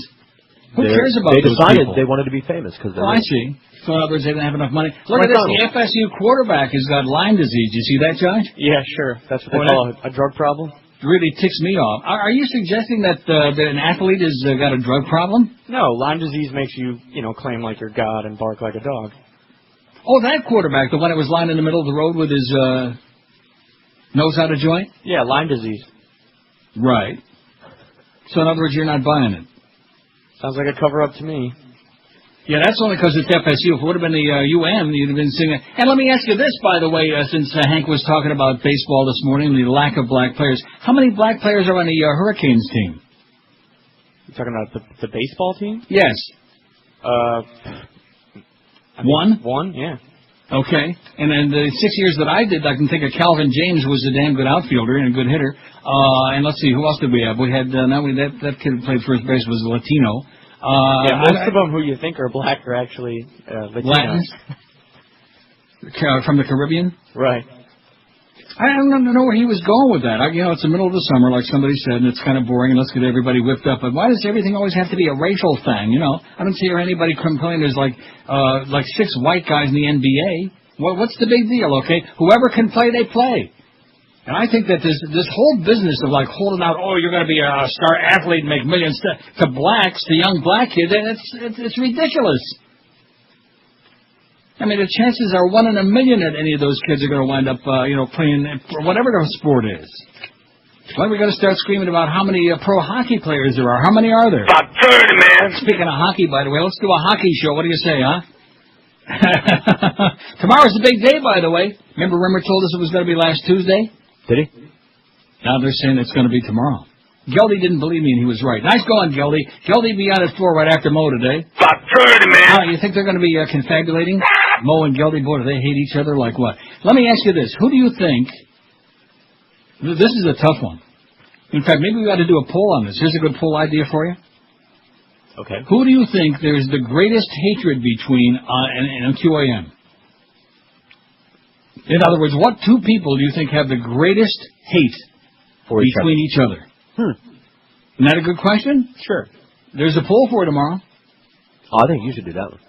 Okay, we'll do that on Thursday. All right. Why should I? Because I'm such an Ojan provocateur, such a hateful piece of crap? Because they can't do anything Because to you. I'm the Antichrist, like almost 9% of the audience says? What? Because they can't do anything to you for stirring stuff up or saying... I see, because you're like wimping out. Is that when in doubt, you were wimps out? In your contract, I'll say a whole bunch of stuff. All right? You leave the money the same. You're so full of crap. You say far more than I ever say on the air. Yeah. You do. That's well, you did once anyway, and then you damn near got fired. I like this story from Boston. I could take some more calls here, but I don't know. I feel like I'm on a roll here. I feel like I'm rolling it. Oh, speaking of rolls, let me do this story first because it ties right in with rolls. This is about the man in the toilet episode that we had. Remember that story last week? The man in Maine? Mm-hmm. A man arrested 2 weeks ago after being pulled from an outhouse toilet in New Hampshire has landed him in hot water in Maine. Gary Moody, I wonder if he's kin to a John Moody who drives at Hazel Park and Windsor. Gary Moody, 45, appeared Thursday in court on charge of violating his probation by leaving the state and allegedly committing new crimes. Moody, a convenience store owner, denied the allegations and remained free after posting bail. Moody has been free on $250 bail from Carroll County, New Hampshire, where he faces 2 counts of disorderly conduct and 1 count of criminal trespass after being forced June 26 in the waste tank of after being found June 26 in the waste tank of a pit toilet on U.S. Forest Service property in Albany, New Hampshire. Authorities arrived at the scene after 14... I don't like New Hampshire. There's just something about it, you know. The only time I was ever in New Hampshire was at Rockingham Park in Salem, New Hampshire. Not my favorite place. Authorities arrived at the scene after a 14-year-old girl heard a noise in the toilet and saw a face looking up at her. Moody was removed. I hate that when you hear a noise in the toilet, you know what? Moody was removed by police and was hosed down by firefighters before being arrested. Well, I got a very disturbing story. Now, let me ask you this. How does a big horsefly, because I live in a high-rise condo on a fairly, upper floor. How does a big horsefly get into my condo? They have bays. No, seriously. The windows aren't open. It's 180 degrees in the shed. I'm sure not opening the windows these days. They hitched a ride, somebody taking the elevator, they jumped on their shoulder. What is that? Serious. There was a big horsefly under my flavor wave the other day. I was cooking a bratwurst for dinner. He might have come up on the back of your neck or something. And I see that damn thing there, and man. Of course, one thing about big old horsefly, and see, there's a big difference between like a housefly. People get confused because I'm a fly expert. I've seen a few in my time. That's what I heard. And a housefly is much smaller, but a horsefly is like about twice the size. Sure, big as your fist. I know. They right, bite. because you lived in Montana, you probably see a lot of horseflies. Here, down by the canals, man. They're big. Really? Huge. Yeah, absolutely. And they move very slowly. They're kind of like lethargic. They're like, some people we have on the air. They're very lethargic. And so it just moved very slowly, and so I knocked it around a little bit, and then finally it started crawling on the floor. That damn thing didn't want to die. So I just stomped on it. Good. It's dead. But I just thought that was kind of like strange. But you're right, and I started thinking about it. I thought, yeah, you can come in the elevator and make a circuitous strip. And then, of course, that flavor wave. So being a panic person that I am, I put that all the parts except the very top, the cooking part. I put in the microwave. Yeah, I put in the dishwasher, which I never use my dishwasher, but I did. Good. And that thing looks just like brand new right now. Now, what is this story here? Driver accused of failing to see a child fall from car. Nashville. A woman was ordered jailed on child abuse charges last week after she allegedly failed to notice that her unrestrained toddler had tumbled out of her car as it rounded a curve. Now, there's an idea for you, George. Yeah. The child suffered cuts and bruises, was rescued from the street by several passers-by. Besides child abuse, Larhonda McMillan, that's her name, Larhonda McMillan, 23, was booked on charges of child neglect, reckless endangerment, driving under the influence. She told the judge that she's been under a lot of stress and is battling a cocaine addiction. How do you like that? How's she doing with it? She's doing it. She's having a rip-snorting good time. It took police about 4 hours Wednesday afternoon to identify the boy as Ladarius McMillan, believed to be 2 years old. He was treated at a hospital for minor injuries. The child was placed in the custody of the state. I can't imagine why. She means well. And here's another one. This is a letter to the editor on this fax that somebody sent in the Sun-Sentinel. It's from a Marion in Fort Lauderdale who says, it's not taught in school or college and not in training for many job positions. How in the world with today's technology have law enforcement agencies missed the boat? A young girl in Florida was kept in a closet for days across the street from her home, then buried alive in the backyard. A young boy in Utah, lost in the mountains, never called out to men on horseback because he was taught to never speak to strangers. 3 young boys missing in New Jersey are found days later in the trunk of an abandoned car belonging to one of the boys' grandmother. With all the recent car bombings in Baghdad and the Middle East, why not look for the explosives instead of the perpetrators? Need I say more? And it says here, the person who faxed this to us says, do either of you have any idea of the point of this diatribe? No. Marion in Fort Lauderdale. Get some help, Marion, before it's too late. What is that? Do you have any clue what else she's trying to get at? I think what she's trying to get at is our law enforcement people in our military are not taught to find things or look for things. So in other words, let's get our focus on it. 396 votes on the poll. What do you think? 1,000 today, Josh, or what? Oh! Huh? Probably if we multiply times 10 and, What media person do you think might be the Antichrist? Now, they want to see the naked picture. We took them away. The government threatened to put everybody in jail. And that's the end of that. Well, there's John Kerry. There is an issue here. And I believe very clearly Karl Rove ought to be fired. Attaboy, John. A little bit too late. Too little too late. I'm nodding. Here's Hillary. Senator Rick Santorum, a member of the Republican leadership, told me a few moments ago that he thinks this is overheated rhetoric. Right. It's always overheated rhetoric. It wasn't overheated when Bubba was getting those BJs. That was okay. But now it's overheated rhetoric. Because the tables have turned, man, and you ain't seen nothing yet. In spite of all the crap about the missing girl in Aruba and the crap with the runaway bride, all this other garbage, and the Hiltons and all this swill, in spite of all of that, you'll see this is going to blow up like a gigantic water balloon right in their puss. Anyway, 396 votes. What person do you think in the media might be the Antichrist? Rush Limbaugh, 167. I'm going to tell you one thing we've discovered. In all these polls that we take, this audience hates that fat, pill-popping hypocrite like poison. Yeah. I mean, so in other words, you have no vote, though, on the other thing I suggested about who hates, think about it. Oh, I'm thinking. Bill O'Reilly, 65. Now, see, a lot of people would say me and Mo. That's right. That was my first thought. But I don't think so, no, Mo. No. Nah, he's, he is what he is. Sean Hannity, 42. Neil Rogers, 34. 8.5% of this audience think I'm the Antichrist, and God, am I proud of that. Al Franken has got, look what Al's got. About 30, man. Bob Novak, 26. Michael Savage, 21. Miss Drudge, she's only got 6. You fair. Is what she's got. And Wolf Blitzkrieg's up to 5 now, out of 396. Oh, you're not finishing. You're not saying anything. Not saying anything except... While that investigation is ongoing, the White House is not going to comment on it. Yeah, he reminds me, too, a little bit of Ari Fleischer. He reminds me of a real pansy, this Scott McClellan, doesn't he? Seem a little squishy to you? No comment. This crowd reminds me of the Nazis. There's a lot of closeted Joe McCarthy and the Nazis. A lot of closet queens, speaking of Miss Drudge. When it comes to sports, we're the authority. Sports Radio 560 QAM. Security Tom Ridge, advising you to put duct tape on your radio when I raise the warning color to pink for the Neil Rogers 12 to 1 hour.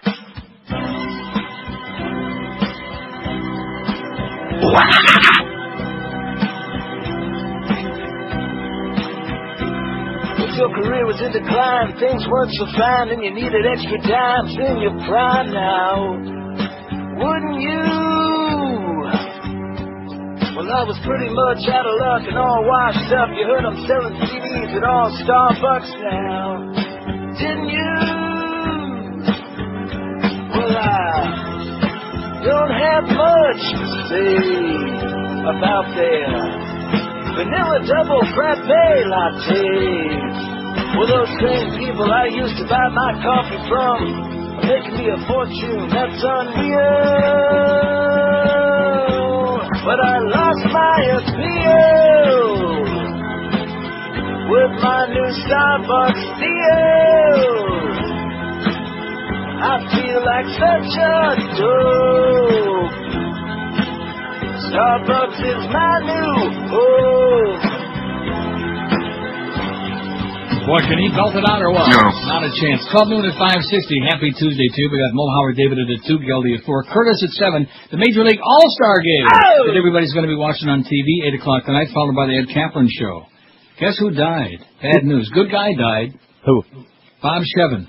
Who?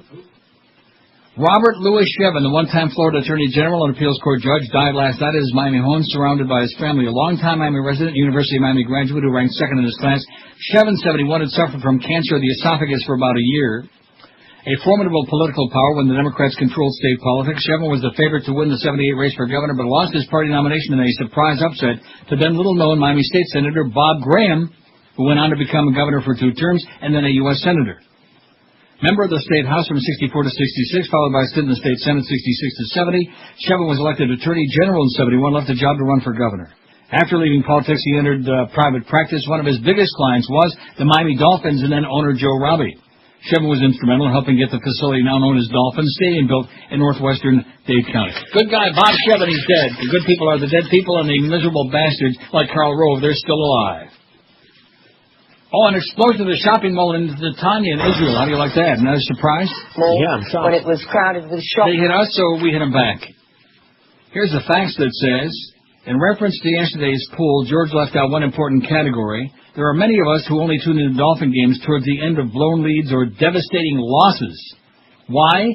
So we can listen to the announcers moan and whine, followed by the 4 straight hours of suicidal fans calling in, crying, bitching, and fighting with the host. Great radio, and you are... Absolutely correct, sir. On top of it. Who's that on line 12? Hello? Oh, it's another one of those.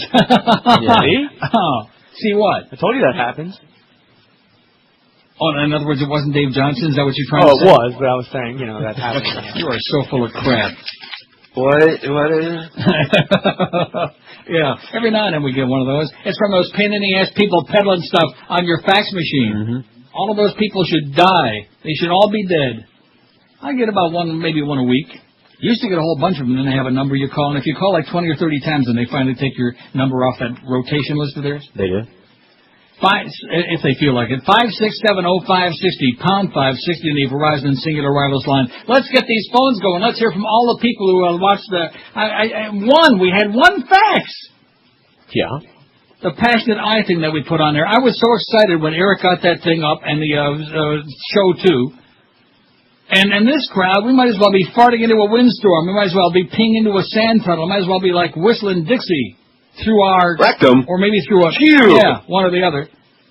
What is wrong with you people? What does it take? Is there any chance? No. I mean, you talk about a land of the deadheads.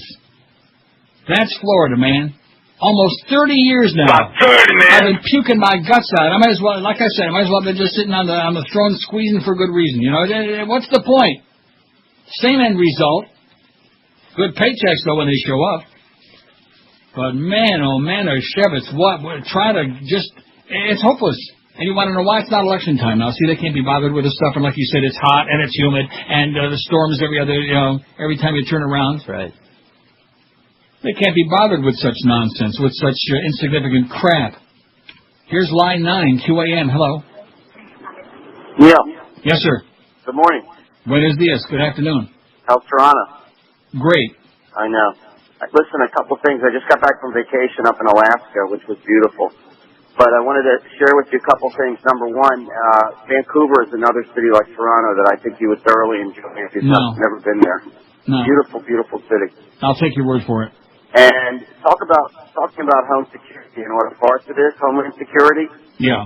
Part of the trip was, these little tours they take you on. And we drove right up to this Trans-Alaska pipeline, absolutely no security, nothing. And I asked one of the tour people, I said, well, what happens if somebody decides to come over here, with a little backpack and just decides to slip it under there? You know what his answer was? Alaska's not really prepared for terrorism. Well, there you go. We'll get around to it. Only about 5 million barrels a day, but still, can you imagine the chaos it would cause? Yeah. So, anyway, it was a great, great trip. Vancouver's awesome. And you're the best, man. And we Thanks a lot, pal. And we love Toronto. Bye. Absolutely. I do love Toronto. Civilized people, baby. Great place, eh? Living and breathing people, civilized people, people speaking English, people function together. It's a major miracle. It's like a breath of fresh air, even when the air is stale like today, because it's a million degrees in the shade. But even so, I'll take it. WQAM, hello. Hey, what's poppin', baby? Yes, sir. Hey, Neil, what's the difference between a horse fly and a deer fly? WQAM, hello. Karl Rove, you company man, you fairy. WQAM, hello. Yeah, hi. You want to talk to Neil? Speaking. Hey, Neil, how you doing? I just wanted to give you a comment and tell you I appreciate all the news stories you do about where this country going and the direction after the way people think. I was standing around the news outlets last night trying to see the Karl Rove story, and prime time, only one person had it, which was MSNBC hardball. Everybody else was talking about child molesters and pedophiles and all this other garbage with Aruba, and I just want to appreciate, the time you give us to vent. Okay. Thanks, Pally. Yeah. What do you say? I wasn't listening. WQAM, hello. Hey, cut my Prozac! Good. Probably a lot of other people could use it. People that there might be some hope for. WQAM, hello. What's up with your gribbiness? WQAM, hello. Yeah. Yes, sir. Neil. We started out with that one really great call at the beginning of the show, and now I'm pushing my luck. Yes, sir. How you doing? Great. Evo has the best buzz. Yeah. Okay, good. WQAM, hello. Hey, Neil, how you doing? All right. Hey, a couple things. Jimmy Cefalo, that was the guy that left the lady at the altar, right? Yes. Okay. Number two is, these people talk about terrorism. Have you noticed, well, maybe up there, but down here, go to any post office, they're wide open. What happened to the old security at the post office? Security for what? Well, people were freaking out about that anthrax a few years ago. Oh, don't say that. Can't put that on the air. There was no whatever he just said. Was there? Was there like a? Oh, look at that. That's the wrong one. No, it was Anthrax. That. There was no anthrax. Well, maybe a little bit. Maybe a little bit up there in Lantana. Oh, look at that. Oh, I love this Blackberry, man. It just. Listen, you guys that are upset because those pictures aren't on the beaded curtain anymore? Yeah. Let's see what this is. It was actually, here's the correct time. 10:27:43. So, Duff, you're within 43 seconds. So, I guess almost right on target, okay? Nice going, Duff. Thank God for that. I was going to say, if you have a BlackBerry. Yeah. What you do, to make up for the beaded curtain, is you stick it between your legs. I beg your pardon? And you put your legs together real tight in your crotch area, and then you have a bunch of people email you. Oh, I get it. Yeah, my phone can vibrate, too. Oh, yeah. But this thing, when it's sitting on a counter or on a wooden or a metal thing, oh, man. I bet you that, what's her name? Sally. Even Sally would want one of these. Of course, she'd probably lose it. WQAM, hello. Yeah, hey, how you doing? Okay. Yeah, is that Neil? Yeah. Yeah, Neil, who is it that listens to you for the news? Nobody, obviously. The guy that just called says he gets all his news from you. Yeah. is you're the only place to get the news. Is that Well, true? he must be the one. You must be the one, huh? Yeah, well, you're not. WQAM, hello. Hey, Neil, how you doing? Pretty good. Hey, I watched the world according to Bush on Saturday afternoon there. It frustrated me. It was very interesting. And the one thing that really struck home to me was right at the end of the first part, where the soldiers are running that little family out of the house there, and those kids are staring at them crying. Right. And you wonder in sort of That 5 family years... looked really... Didn't that family look dangerous to you? They look very scary. I mean, those Yeah. 3-year-olds, Neil, you know. But when those kids get another 5-6 years and, you know, some cleric comes along and tries to recruit them, which way do you think they're going to go? They're not going, man. In fact, I got a story on that. National Guard misses recruiting goal again. I hear you, man. I hear you. Good luck. And back to you. Oh, the British are now saying that 4 of the... 6 warrants issued under the terrorism... 4 of the bombers were killed in Thursday's attack. ...is in the West Yorkshire area. These included the home addresses of 3 of the 4 men. I'm sorry, the Brits they leave me cold, okay? They're constipated, they're hopeless. Although the only thing worse, I told you before the show, that I saw a travel piece last night on Scotland, on Edinburgh. Yeah. So I want to apologize to the British. You are not the silliest people in the world. You're the second silliest. The Scots have gotten you beat by a mile. Must be them kilts. It's just, and of course the Scottish invented golf, too, so it all kind of fits together. Right. With the exception of George Galloway, of course. The Army National Guard, a cornerstone of the U.S. Force. I thought he was Irish. Is he Scottish? Aye. Oh, laddie. I know. I can only play that one. You've got to stick your spoon in it, lad. Don't worry, it's not going to break. The Army National Guard, a cornerstone of the U.S. force in Iraq, missed its recruiting goal for at least the 9th straight month in June and is nearly 19,000 soldiers below its authorized strength, military officials said Monday. All you kids out there, all you punks, do not volunteer. Do not put your life on the line. Do not sign up so they can send you over to be killed in some mindless war based on a pack of lies. That's my best advice. Don't do it, okay? It's got nothing to do with patriotism. It's got nothing to do with serving your country. It's got well, the only thing it has to do with is being used as a human pawn, okay? A sucker. A human sacrifice. Sign up as soon as the Bush twins sign up. So if your life means absolutely nothing to you, then by all means enlist. Otherwise, aside from that, then forget about it, okay? 12 minutes past noon at 560 WQAM. For years, Armstrong Ford of Homestead has always treated everybody like family, and they want to extend an offer for you to join their family. Ford has just announced their Ford Family Plan. Right now at Armstrong Ford of Homestead, you can purchase a vehicle at employee discount prices. That's right now through July 31. Armstrong Ford of Homestead, you can get the same great pricing every Ford Motor Company employee and their families get. Not only do you get employee family pricing, but you also get Armstrong Ford's exclusive Tires and Batteries for Life program. And for a limited time with any new car purchase, you'll get a color TV free too. So what could you possibly be waiting for? Pick up that phone right now. Call 305-247-5112 and ask for David Rich. You won't get a better deal on a Ford any place, no bait and switch, no phony deals. This fantastic offer is only available to Armstrong Ford of Homestead, where they always treat you like family. Armstrong Ford is proud to be locally owned and operated. Vice President and General Manager David Rich says, bring your family to meet our family. Armstrong Ford of Homestead. You'll find them at US 1 at Southwest 307th Street, just 20 minutes south of the 836. Check them on the wicked web, ArmstrongCars.com, and then give David Rich a call at 305-247-5112 and ask about the exciting Ford Family Plan today. Drive just a few miles extra, but save yourself thousands at Armstrong Ford of Homestead. When it comes to sports, we're the authority. Sports Radio 560, QAM. Ian's dumb as dirt. See here, I ain't never said no. I'm getting very annoyed about me saying noy. I ain't never said noy. But they ought to pay me by the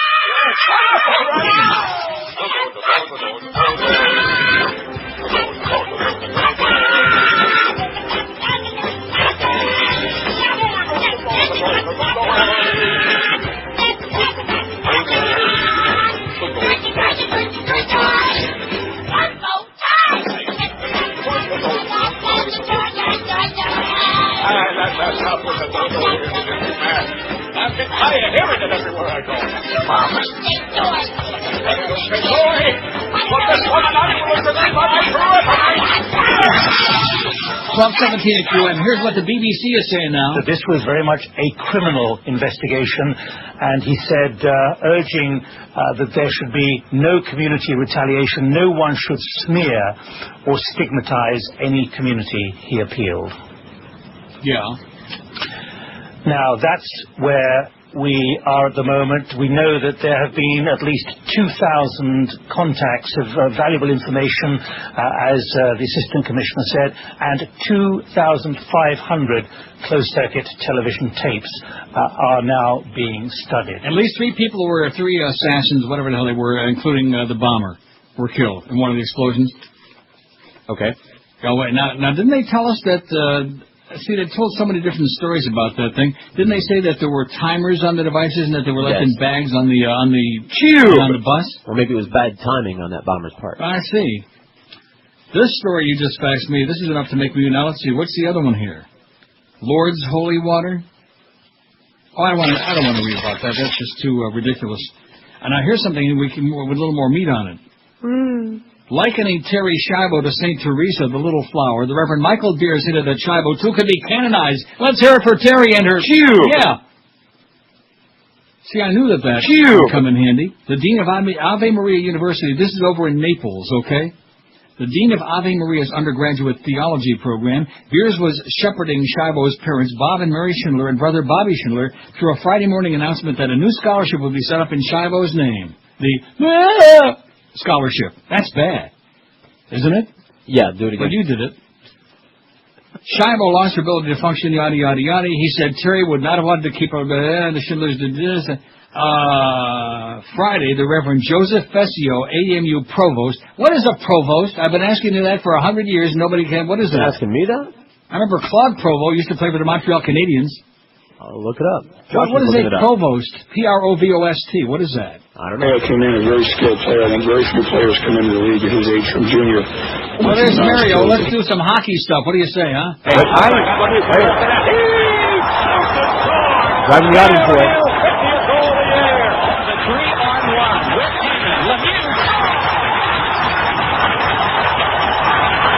So you can tell tomorrow's the big day for hockey, can't you tell?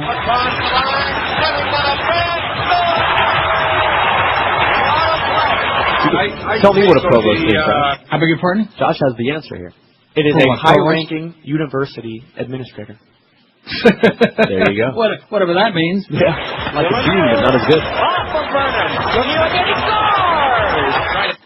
Why are we playing all this hockey stuff? At any rate. Friday, the Reverend Joseph Fessio, AMU Provost, said while it should never have been a debate or controversy, the conflict awakened the conscience of the nation about the tragedy for the Schindlers and Terry Schiavo. When people say persistent vegetative state... Passes intercepted by Lemieux with that big reach.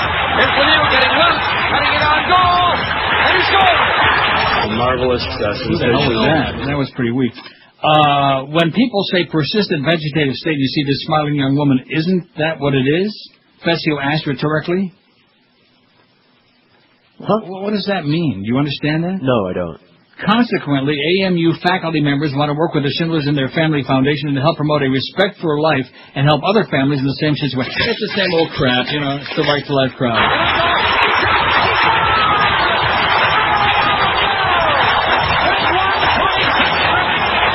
Oh, take some Valium and calm down. Okay, here's the facts we got. It says, I've listened to your broadcast for many years and often wondered if some of your calls were contrived. Oh, listen, we're not that, not that clever. Yeah, we would set these kinds of calls up. I couldn't believe that callers could be so stupid, but now realize that this is the average American. Well, guess what? You are absolutely correct, sir. This is obviously from somebody who's very intimidated because they had their, from their name and their fax number and business phone, and they blotted it all out in black, magic marker here. Isn't that something? Yeah. So obviously it's somebody who's very, very nervous sending this fax. And I don't blame them, quite frankly. It says in the era of Vietnam, we protested and tried to get our message to the public. The media in those days did report on protests. What's happened to disinterest the American public not to give a damn what's going on? The government and media have done a great job in brainwashing the American people, yada, yada, yada. It says, I'm convinced it's the stupidity of our people. Well, it's the old chicken and the egg question. Did the people, were they really that stupid to begin with? Or did the media help them? It's all a whole ball of wax, okay? In other words, you got a whole bunch of ignorant people, uneducated, don't know their ass from their elbow, and then you continue pandering to that and putting a bunch of caca on there and saying, hey, this is what you ought to be excited about. This bitch with the bulging eyes, she's the one you ought to be worried about. And forget about all this other stuff and the fact that your kids are being sent over there and slaughtered and all these innocent people are dying and all this other stuff, okay? It's unpleasant. Like Barbara Bush says, why should I clutter up my beautiful mind with such depressing stuff as that, Barbara? God. And the public just sits back. See, one thing about the American people, I've always felt one good quality was that the people are kind of like malleable. In other words, they can bounce back from anything. But they've become too malleable to the point they're like silly putty now. You know what I mean? Yeah, they're not bouncing. They're just sitting there. Yeah, they're just like they're in a Terry Schiavo state. They all need their own personal. That might do it. Let's do it. Let's have a giveaway. Let's get everybody their own personal. Get them some oxygen. I know where to stick it. You can't. Yeah, I bet you do. Rectum. You can't make your brain function without oxygen, baby, so get everybody their own personal... That's the goal in 2005. Let's get alive, huh? And cut the jive. Man, am I sick and tired of it. And this media here, look at this bitch. They got the CNN International garbage on. This constipated, silly-ass bitch. King's Cross at 8:30 in the morning. Go back and eat some of that damn bloody pudding you're eating or whatever you're eating over there, you silly-ass Brit. When the hell are we going to stop bailing their asses out already, huh? When are we going to cut it out? Well, there are WW1, we had to bail our ass out. Yeah. WW2, we had to bail our ass out. Every time you turn around, we're bailing their ass out. And then we do some stupid-ass thing, and they jump right in again. Like, oh, yeah, we can't help ourselves. Here's something a hell of a lot more important than that. A man arrested in Boston when police showed up to break up a New Year's Eve party at a friend's house had filed a lawsuit arguing that he had a constitutional right to get drunk on private property as long as he did not cause a public disturbance. And I think he's got a point, don't you? Absolutely. If you want to get sloshed in your house, don't you have a right to do that? Where else? Eric Laverriere, 25. I wonder if he's kin to like Wayne LaPerriere from the NRA. Eric Laverriere, 25, or maybe Jacques Laperriere from the Montreal Canadiens. See, all these Canadians keep coming to the thing. It's enough to make you want to put that hockey stuff on again, isn't it? Oh, they're in a commercial break. Damn it. Anyway, he was taken into protective custody by Waltham police and locked in a cell for 9 hours till the effects of the booze wore off. Legal experts said his lawsuit filed last week in U.S. District Court in Boston is the first to challenge a state law allowing police to lock up drunk people against their will for their own protection. Laverriere argues that Massachusetts' protective custody law was written to combat public drunkenness and that the police had no right to use it to take him from a private residence. He also says he had planned to spend the night at his friend's house, wasn't going to be driving anywhere. One thing people should be able to do is drink in their own house, he told the Boston Globe. That's the beauty in the land of the free. Well, guess what, Wayne? You're Eric, whatever your name is. You're living in the distant past, land of the free, my ass. Waltham Deputy Police Chief Paul Giuliano declined to comment on the suit of on the advice of the city's legal department. Several lawyers have said they believe police have the authority to take inebriated people into custody, but they said it was the first time the law has been challenged on the grounds that one has a constitutional right to get drunk on private property. Unless, of course, you're living in a police state. Huh? Maybe they're going to come knocking on your door pretty soon and they're going to, like, bring that breathalyzer. And maybe stick that in your face, huh? Breathe in that, please. Breathe right into the... And if the meter goes up a little bit, off you go. Never to be seen again. To be held in permanent detention at a really nice tropical paradise location like maybe Gitmo, huh? Can you believe that he actually sat there? I mean, my jaw dropped to my ankle when I saw that. Surprised you Wolf Blitzkrieg, this man is on all over the world on satellite, okay, on CNN, on a network that some people believe actually delivers freaking news. They're getting margaritas and pina coladas. And tells the public that Dick Cheney told him that Gitmo is a tropical paradise. It's a really swell place. It's pleasant. It's lovely. And as the Chinese say, as far as Wolf Blitzkrieg is concerned, how do you like that? Isn't that what the chinks say? All the time. You bet your sweet ass it is. Oh, my God, look at this. The Reverend Billy Graham, boy, she's had more problems. I think we had this on our website the other day. The Reverend Billy Graham's daughter, Victoria Graham Foreman. Oh, look at this. My thing is buzzing again. Boy, I'm telling you, that does give you some good vibrations. Yeah? Wow. Have you got one? Okay, this is just, yeah. That's great. Okay, what was I just doing? Billy Graham's daughter, Victoria Graham Foreman, faces domestic violence charges after police say she tried to choke her husband in a New Smyrna Beach parking lot. It happened along a stretch of State Road 44. New Smyrna Beach, don't go there. According to police, Graham and her husband were having an argument. They pulled off the side of the road, and that's when things got physical. According to the police report, Victoria Graham's husband, Chad Foreman, got out of the car and started to walk away, but witnesses said the evangelist's daughter would not let him get away. At least 4 people said they saw Graham grab her husband by the throat and begin to choke him. Oh, you go, girl! Graham's husband was able to break free from the chokehold. Witnesses said he then ran across a Kmart parking lot and tried to hide behind a furniture truck. According to the police report, Graham pursued her husband into the parking lot with her car. Police arrived on the scene and arrested Graham for domestic battery. Graham has followed in her famous father's footsteps as a speaker and author. Channel 9 tried to contact her at her De Leon Springs home, but neither she nor her husband were home.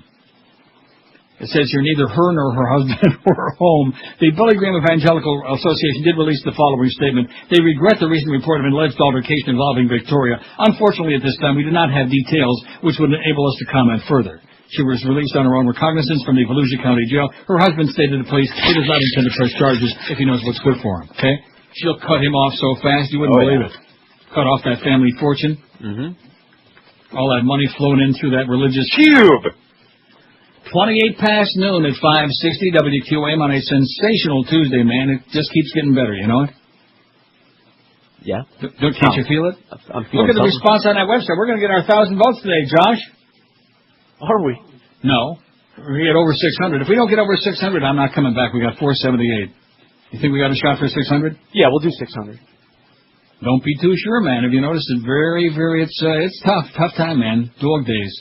Good Life Credit asked this question. You know what's on your credit report? If not, remember this number, 866-625-0444. It's a fact that 80% of credit reports contain errors that affect your credit score, and we all know the problems that come when you have a bad credit score. What is it? And if you ever try to contest an error that appears on your credit report, you know what a pain that can be. Good Life Credit is here to correct those errors. Good Life Credit's in-house attorneys will do all the work for you, and there are no setup fees. Good Life Credit will order your credit report from the 3 major credit bureaus. They'll write the letters of discrepancies and straighten out any inaccuracies. So please, don't let somebody else's mistake cost you a high credit score. Before you go visit that dealership or call the realtor, do yourself a big favor and call Good Life Credit. And right now, the first 10 callers will get a 10% discount. Just tell them that Neil told you to call. Here's that number again, toll free, 1-866-625-0444. That's 1-866-625-0444, or on the wicked web, it's goodlifecredit.com. When it comes to entertainment, we've got the biggest personality. Neil Rogers.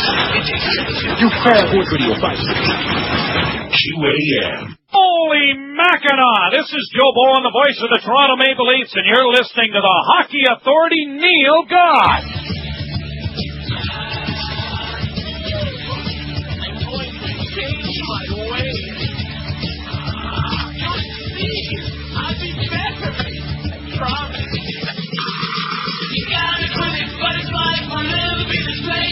You'll have to do without it, fighting it, with the game.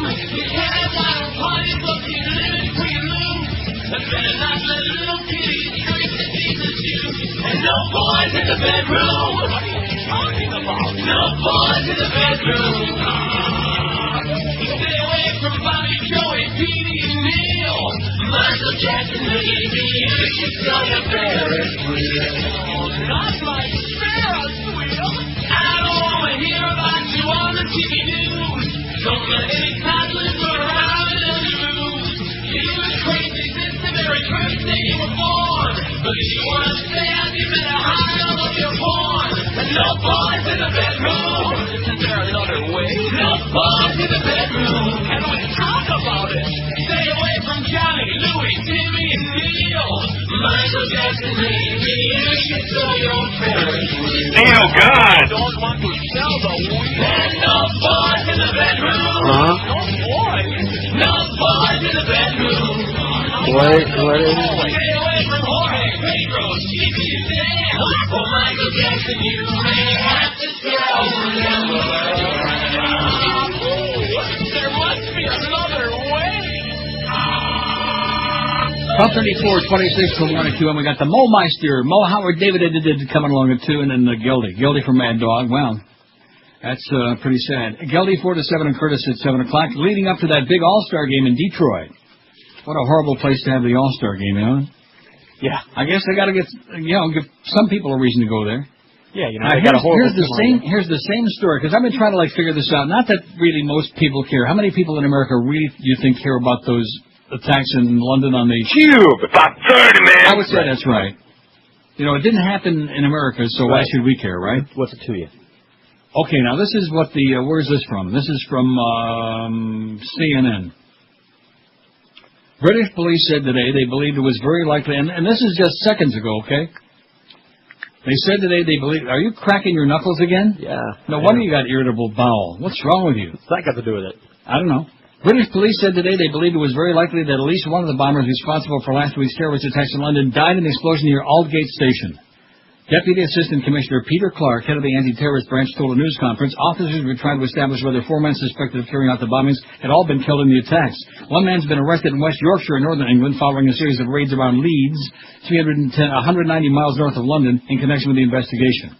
Now, Sky News, which of course is Rupert Murdoch, which you have to raise both eyes when you see Sky. Have you ever seen Sky News? Of course not. Of course not. Don't. Personal documents of 4 suspected bombers were found near the bomb scenes of the London terror attacks, police have said. The men traveled down from West Yorkshire and arrived at King's Cross Station shortly before the attacks were launched on Thursday morning. Their images were captured by CCTV cameras. All 4 attackers, not confirmed to be suicide bombers, are thought to have died in the blasts. Sky News correspondent Martin Brunt said it is thought the men were British. One man has just been arrested in West Yorkshire, in connection with what we just had in the other story.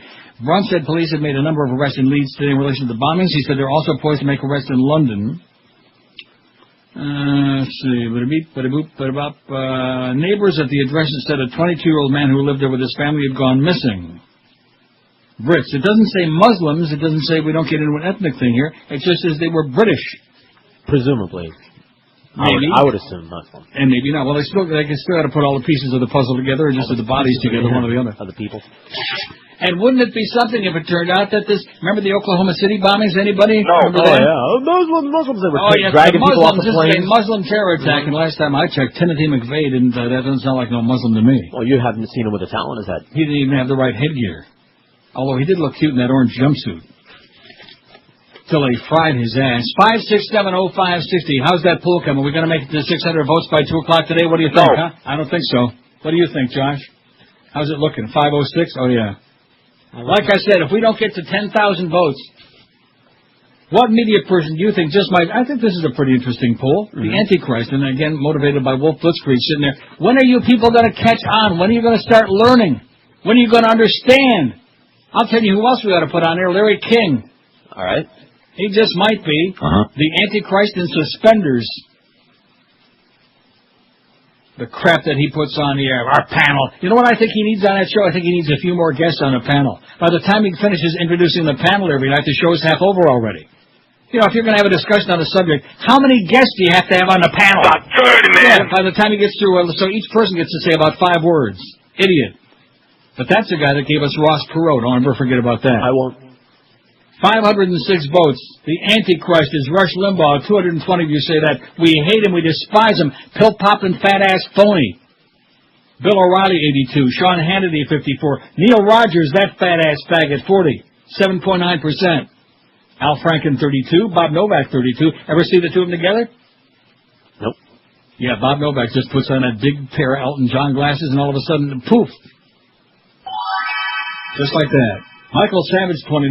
Miss Matt Drudge, she's up to 10. You fairy. And Wolf Blitzkrieg's only got 7. That's the right answer, by the way. You see, the one you least suspect, that's going to be the Antichrist. Is that how it works? In fact, which is the voicemail where she's... Oh, here it is, the Antichrist. Hello, Neil. I would like to ask you a question.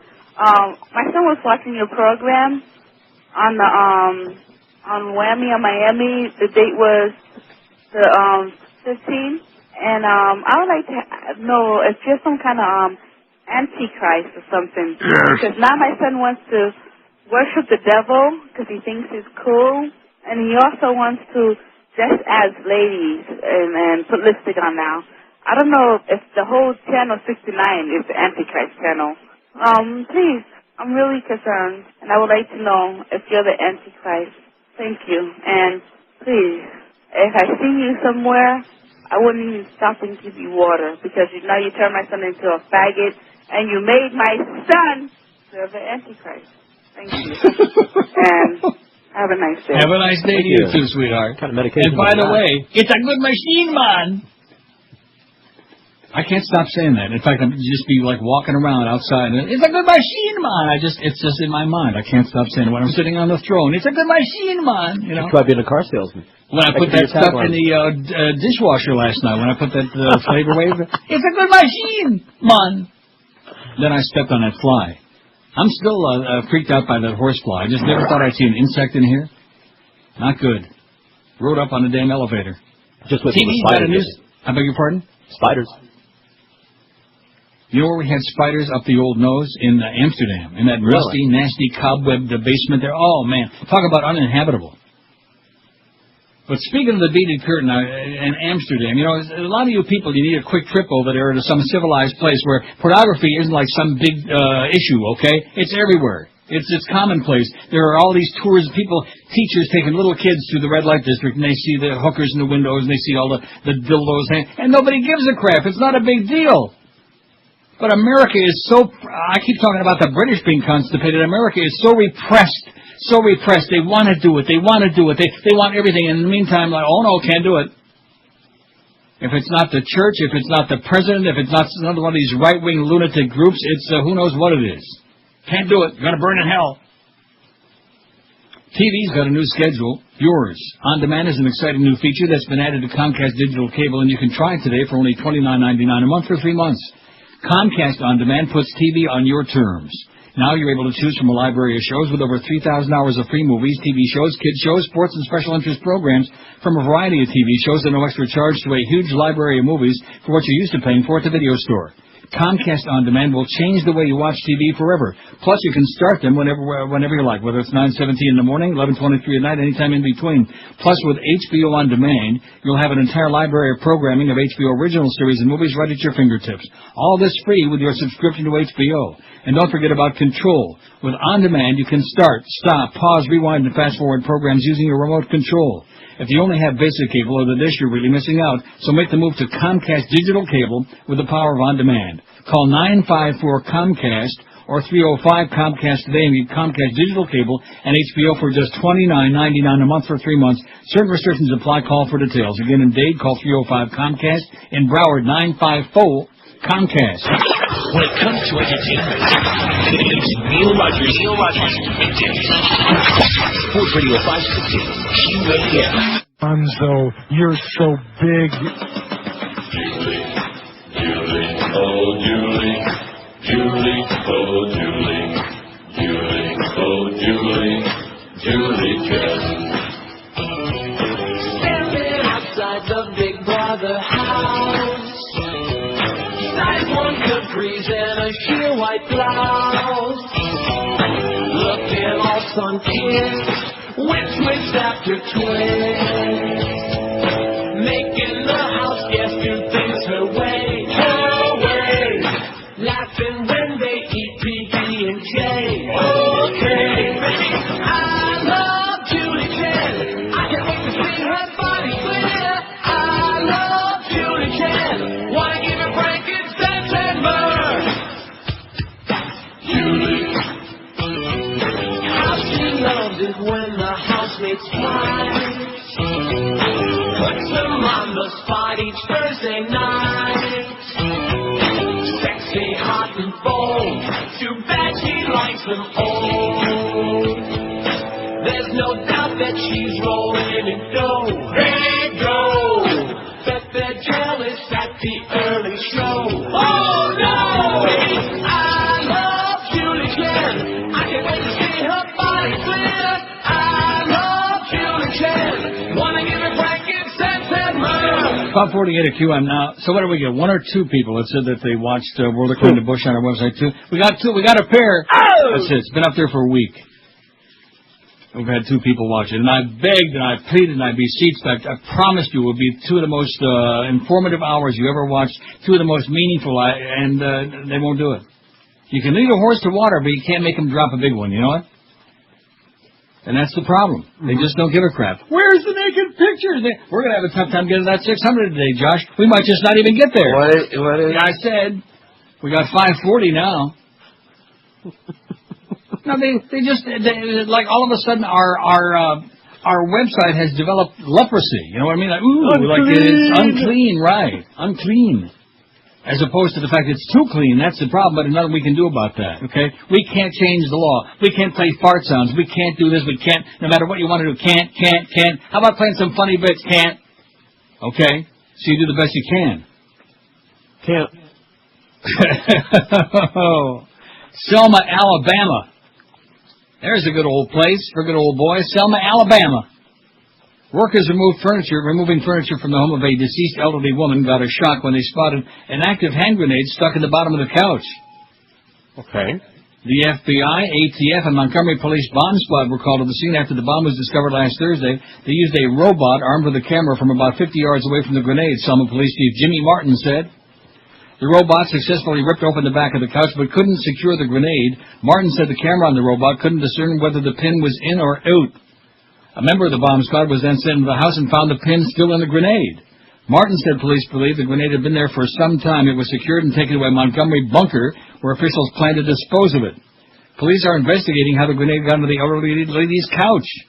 Martin said the woman had a military veteran son who's also deceased, but couldn't say whether that explained how the grenade came to be in the house. Well, there you go. Good thing it didn't show up in Sally's couch. Why's that? Let's see, here's a fax from Chris, who says, I've searched and searched for photos of the people of Iraq offering the U.S. troops flowers and candy. Haven't had any luck. You're just not looking in the right place, Chris. Since the nude photos are no longer allowed on the beaded curtain, could you post those images on the site? I'm sure George will know where to find them. Right. Yeah, I got them right here. Yeah, you'll see those just on the same day that you see the naked pictures we turn on the beaded curtain. Right. WQAM, hello. Hey, yes, now, sir. you know who the Antichrist is, really. Unfortunately, the average person in the public does not know this, but it's the man who sucked the life out of 8 of the best radio stations. Dave Ross is the Antichrist. Oh, I agree with that. He won't make your list because the public doesn't know who he is, but he is the Antichrist. Amen. Yeah, there's a guy that obviously worked for Cheap Channel and got screwed over big time. That's what you see. The radio business doesn't really exist anymore. It's just a play toy for a bunch of multi-billion-dollar companies, and it's like a checkerboard. And one goes over here, and one goes over there, and this one spins off, and Disney spins off ABC, and all this other crap. It's not a business anymore. It's just all about dollars and cents. It's like everything else in America today, and in most of the world. And that's all it is. It's not about talent. It's not about entertainment. It's not about, and it used to be about, talent and entertainment in order to make the money. Now, we're just in too big of a hurry to make the money. Just give us the money, like that sign says on the wall. Just give us the effing money. I mean, radio used to be a blast. It used to be something. Yeah, and now it's a different kind of blast. As in, that kind of blast. Like the old blast in the bowl. Yeah, what's that sound like? WQAM, can't tell you. QAM, hello. Yeah, Neil, this is Springfield. I have 3 things to discuss. Springfield, Mass? Illinois? No, that's my nickname, Springfield. 3 things to discuss. What do you mean that's your nickname? What does that mean? That's my handle. It's like I want to be a shock jock, and that's my handle. Shock jock. You're a little late, Pally. Okay, well, here are the 3 things. I have to compliment your boss, Duff Lindsay. He did an excellent job when he programmed 102 Jams. Also, he was jamming it? That's what we heard.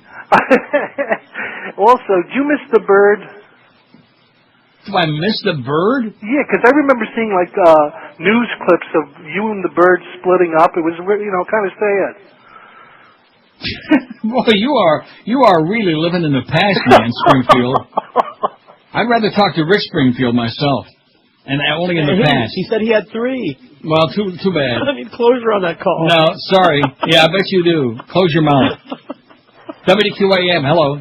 Yes. Yes, sir. Yep. Neil, did you happen to catch in the Herald? Your buddy, Mr. Ego's in there. About what? Right on the front page, there's a video that they were circulating among schools with Barney and SpongeBob and whatever in this check. SpongeBob, yeah. I thought you said FudgeBob. No, well, I don't know the difference actually, but either way, Mr. Ego's on this diversity committee, and oh yeah, right. Well, what are you going to do, buddy? Tell me how to stick to his perversity committee. We all liked him better when he was on that one. Amen, amen. Great talking to you, buddy. Okay, thanks.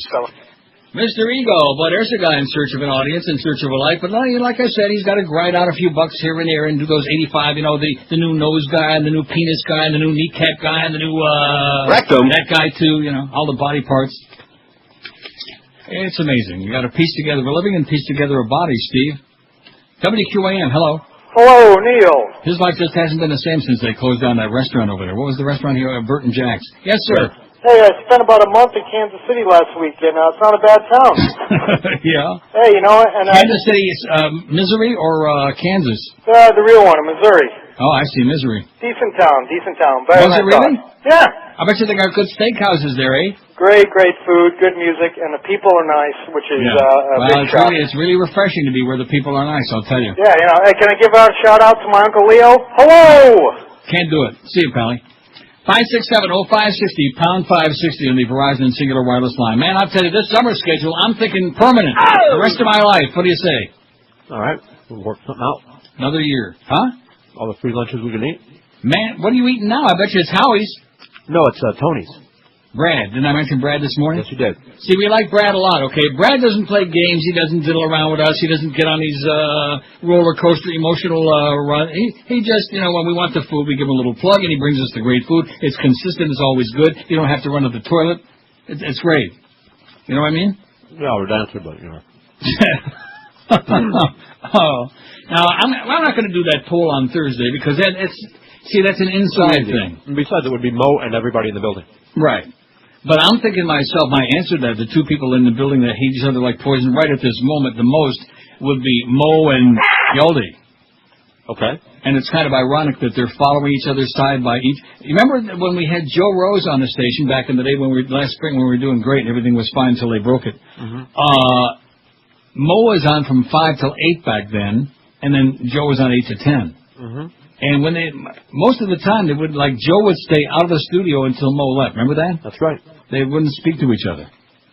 So I wonder what's going to happen. If you could be like a fly, well, that's right, you won't be there at 4. Maybe we can get a spy report what's going to happen at 4 when Mo hands the ball over to Geldy. Maybe they'll do a little crossover. Yeah, I can't wait to hear a tape of that. Grants Pass, Oregon. To prove his love, a 38-year-old man set himself on fire before getting down on one knee and asking his girlfriend to marry him. And there's actually a photo of it here. Did we put this story on the website or not? Is it from today's stories? No. Then it's up there. Well, I might not have. A lot of these goofball stories I don't put on there. We like to put the real intellectual stuff on there for our vast intellectual audience. Like the two people that watch the world of current. If I could tell you how devastated I am, that's a strong word, but it's accurate. I'm so devastated that nobody watched that. What's the use? I'll guarantee you one thing: we're never putting anything on there like again like that, right? Well, we'll label it a little differently. Yeah, well, we'll say here's a bunch of naked pictures. Mm-hmm. About 100 people gathered to watch Todd Grannis perform the flaming stunt on Monday, which involved wearing a cape soaked in gasoline. Grannis climbed up a 10-foot scaffold, was set on fire, then plunged in the swimming pool, dousing the blaze. I wonder if he came out. Emerging unscathed, he got down on one knee and proposed as a friend nearby slipped in the engagement. He slipped it to him, the engagement ring, too. Honey, you make me hot, he told his sweetheart, Melissa Cusick. Cute. I hope I'm getting that point across to you that I'm on fire for you. Cusick, who's been dating Grannis for several years, said yes, but added that she was a little angry because of the danger. At first I was mad because I thought, he's not a stuntman, she said. Then, of course, the tears started flowing. Of course I said yes. I was so thrilled.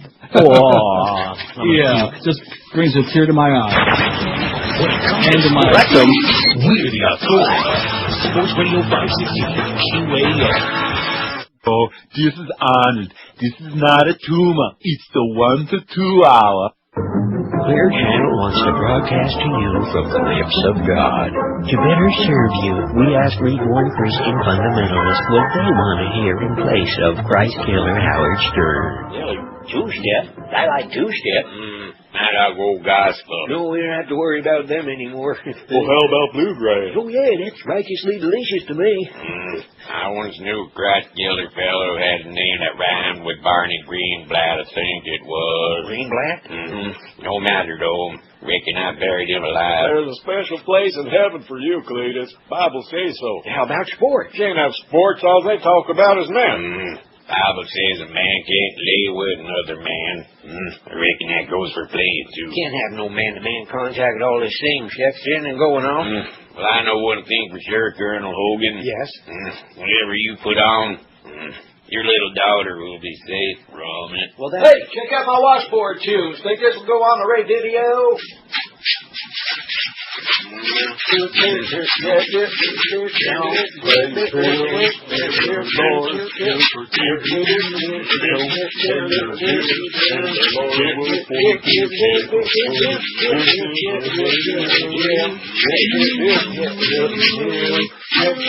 You'll adapt, Conrad. And remember, if you don't like what you on Clear Channel, there's always XL.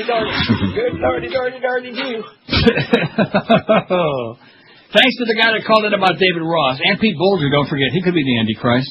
Right. How many people has he stabbed in the back? How many lives has he destroyed? About 30, man. At least. And that's just this year.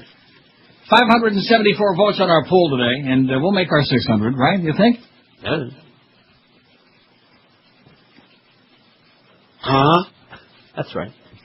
Jamaica, Vermont. In my life, I never knew there was a Jamaica, Vermont. I wonder if they have a good machine there, you think? A search is on for a Hungarian-speaking parakeet that escaped its owner's summer home last week. Pituka is a 4-year-old blue parakeet that owner Karl Rove of Queens, New York. That's exactly it. That's the one. It was a hot day, and we were sitting on the porch. My mom opened the door to go inside. He flew out. She said, we tried to lure him back in, and we stayed up all night, but he didn't come back. We cried for a few days. I don't think we'll find him now unless we get lucky. Mazofi and her husband Laszlo, said the small blue, white, and gray bird, whose name is the Hungarian equivalent of Steve, wasn't valuable but was important to the family. It's been heartbreaking for us. He was like a member of our family, Laszlo Mazofi said. He said his 86-year-old mother-in-law, Anna Bohm, would sit and talk to the bird in her native tongue for hours. Bohm loved the bird a great deal. And wasn't I just asked about, do I miss the bird? Remember that? Right, maybe that one. She talks to him all day long. We can hear her downstairs teaching him Hungarian words and phrases. He's not really a bird to her or us. He's a little person and part of our family. In fact, my grandmother had a bird and my uncle, both of whom, of course, are long since dead. My uncle taught the bird, a parrot, to say, Mrs. Solomon's a son of a bitch. The Mazofi search, that's a true story. The Mazofi searched the area near their home in Jamaica and put up signs asking people to call if they saw the bird. So far, no one is calling for the Hungarian-speaking bird. God, maybe that's what we need. Let's find a Hungarian-speaking bird. What do you say? All right. How do you know if cackles in Hungarian? How would we know if they're doing it right? Although I do like Hungarian goulash a lot. Remember that great goulash we had from that place, Fritz and Franz? I sure do. I wonder whatever happened to them. I wonder whatever happened to Billy Boy. Did he kind of like disappear? Oh, he's around. Is he around?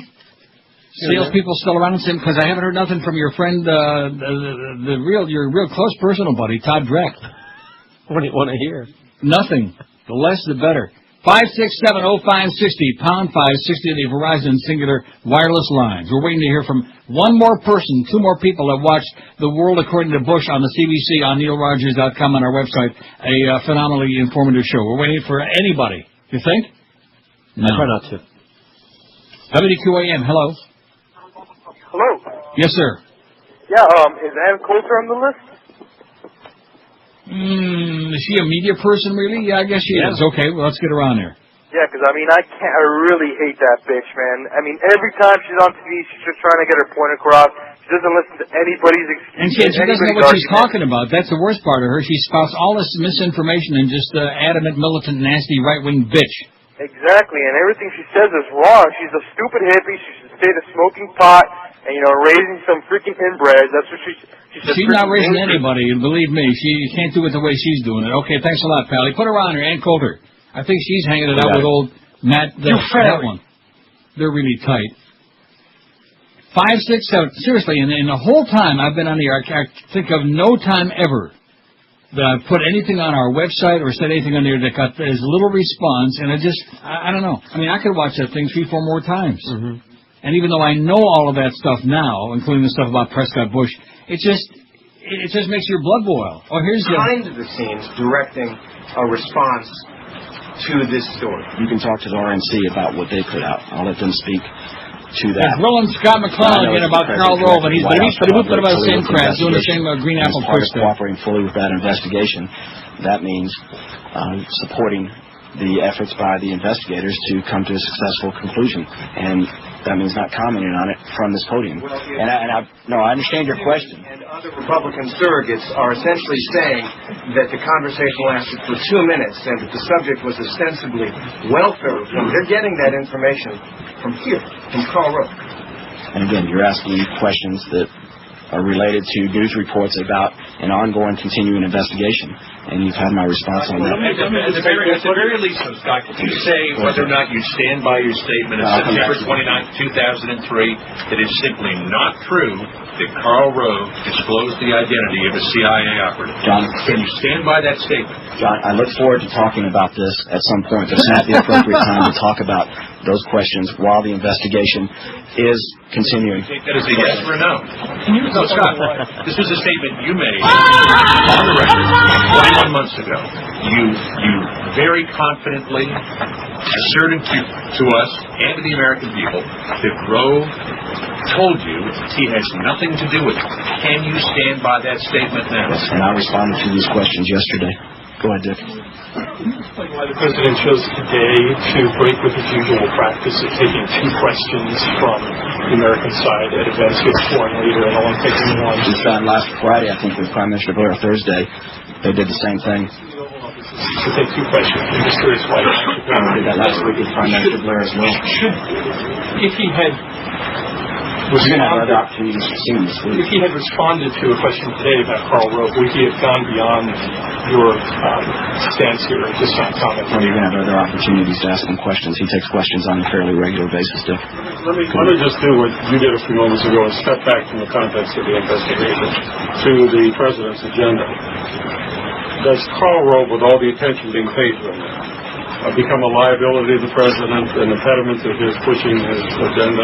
You're asking all these contexts and all these questions in the context of the news reports. In the larger sense of Rove being the Deputy Secretary. We're continuing to move forward on our agenda, and we're on the verge of accomplishing some very big things when it comes to the agenda. And impediment now with all this attention distracting from that push on your agenda. Everybody who is working here is helping us to advance the agenda, and that includes Karl in a very big way. So. Has he apologized to you for telling you he is not involved? Helen, I'm not going to get into this private discussions. He put you on the spot. He put your credibility on the line. And Helen, I appreciate you all wanting to move forward and find the facts relating to this investigation. I want to know all the facts relating to the investigation. The President wants to get to the bottom of it, and it's just not appropriate. If you'll remember back 2 years ago, or almost 2 years ago, I did draw a line, and I said, we're just not going to get into commenting on... Make comments and defend it. We're just not going to get into commenting on an investigation that continues. And I think you've heard me explain why I'm not going to do that. I do want to talk about this. I do want to talk about this, and we will talk about it once the investigation is complete. Do you regret what you said in 2003? Do you regret putting yourself so far out on a limb when you don't have your opportunity? I'll try to come back to you if I can, but I think I've responded to you. This is great! Oh! The media finally is growing a pair. How do you like that? You know what this is? This is the beginning of the end. Hopefully it's just the beginning, because just firing him as if he could really fire. This is the beginning of the end. All You'll right. see. I'm holding. You'll watch as it unravels. You'll see it. All right. Anyway, and I don't even know why they're bothering going through this, because you know he's not going to answer the questions. Of course. But it is nice seeing him squirm in the media, like just attacking him. It's great. Scott McClellan there once again. Squirming. Really getting a barrage of... Getting pummeled. Let's hear it. Rectum. It's 12 minutes after 1 at 560 WQ. I'm speaking of Rectum. the mole man. You this afternoon, and then Gildy, and then all that other stuff. Hey, if you find yourself looking in the mirror and wondering what that big bald spot's all about, here's the answer. It means your hair is on the floor, down the drain, in the sink, wherever the hell it's gone. And, of course, it makes you look older and not so great. But Chuck Alfieri has been helping the famous and not so famous look their best for over 30 long, amazing years with his best in the world skin-like hair system. It is 100% positively undetectable. Looks like the real thing, like hair's growing out of your scalp. And Charlie's work is guaranteed. You have nothing to lose but that shiny, ugly bald spot, because all you have to do is try Charlie's system for 30 days. About 30, man. And after a month, if you don't love the way it looks and feels, if you're not getting laid like 15, 20, 30 times a day, return it for a full refund. Make the call today, toll-free, 1-800-321-2413, and tell Charlie you heard about it here on the Neil Rogers Show to get your summer special QAM $200 discount off the regular $800 price of the natural hairline system. Tell them that you heard it on the Neil Rogers Show, or that Troy Stratford told you to call, speaking of bald spot. The secret to a great hair system is to make sure nobody knows you're wearing one, and Charlie's skin-like hair system is as natural as it gets, like a real head of hair. So forget about the muskrats and those dangerous pills. Call toll-free today for the Charles Alfieri Hair Studio, 1-800-321-2413. 1-800-321-2413, or on the wicked web, it's charlesalfieri.com. When it comes to sports, we're the authority. Sports Radio 560, QAM.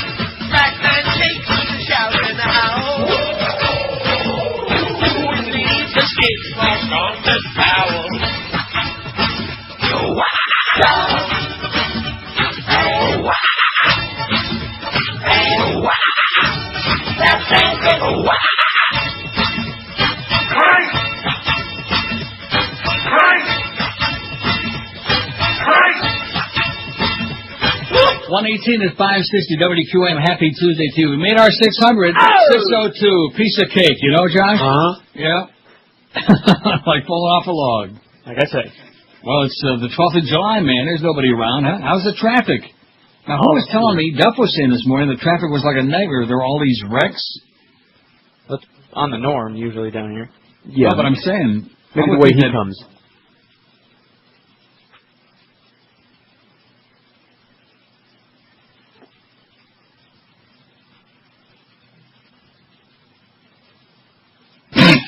Yeah. To work. Wow. That may have been the longest pause. A study released today says drivers who use cell phones, even hands-free models, are 4 times as likely to be involved in wrecks involving a serious injury than drivers who do not use cell phones. Don't pay any attention to that, okay? Call our shows all day long on QAM, whether you're paying attention or not. Even if you have to use your both hands. That's right. Because it's a lot more important calling QAM and keeping our shows on the air than driving safely. There was no safety benefit whatsoever from using a hands-free phone, said Anne McCart, one of the authors of the study, which was published in a British medical journal and paid for by the Insurance Institute for Highway Safety. Researchers for the Institute compared information on 456 crashes with driver cell phone records and interviewed the crash victims shortly after they were treated in hospital emergency rooms. Our findings indicate that laws that still allow drivers to use hands-free devices will not eliminate the crash risk of phone use, said McCart. In fact, to the extent that drivers perceive that hand-free phone use is safer, in some sense, these laws could have a detrimental effect if drivers increase their use of hands-free phone use. Remember, that was the thing, you know? That was the big deal. Mm-hmm. Oh, it's going to be a lot safer if you use the hands-free and just have that headset on. Yeah, then you crash your car while you're dialing. But, of course, the point of that whole thing is that, as you'll notice, people that are on the phone in the car, regardless of hands-free or not, they're not paying any attention. Right.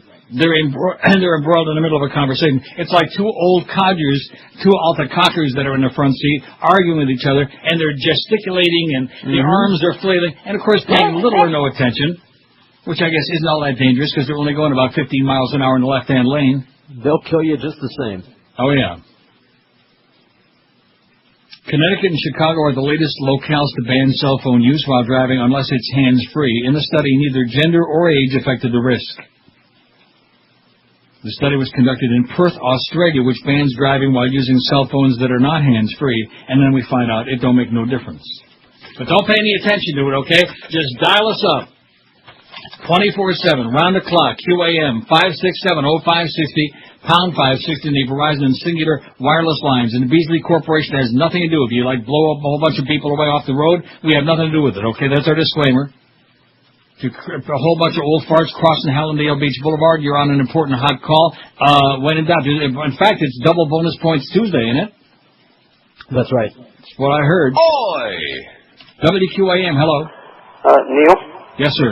Since you've cut that for the summer, I've been trying to listen around the dial, and for the first time I heard Al Franken. And all I could think about was that recording you have of him is everything to a T. I was on the floor laughing, listening to this guy live on the radio, and it's like, that's got to be Neil's recording. And secondly, you will never have two play-by-play announcers like Johnny Most and Fred Cusick ever again. Oh, you can say that again, man. They were great. Have a great day. And you too. Hey, speaking of Franken. It's the Al Franken Show. The Al Franken Show. The most exciting show ever in radio. With Joe Conason, guest galore, including bloggers you've never heard before. And, of course, there's my sidekick. I'm Catherine Lampert. She may look like a dove, but she's a fruity chick. I'm smarter than you know. I urge you to participate in open conversation and fascinating political topics that are featured on my show. John, his song's over, John. Oh, man. That Al Franken, he's the best.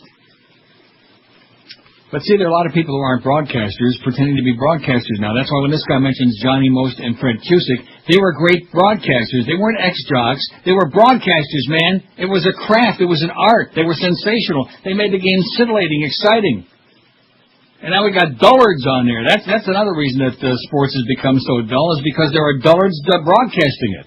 I don't want to mention any names, Dave. Oh, sorry, Josh. Well, that's all right. They're on the road anyway.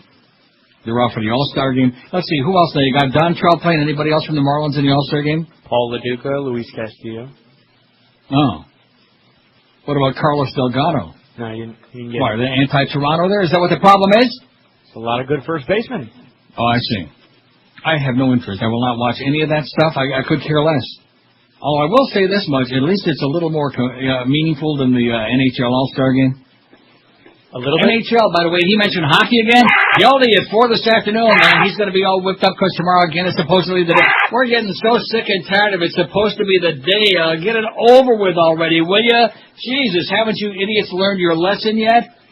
Man.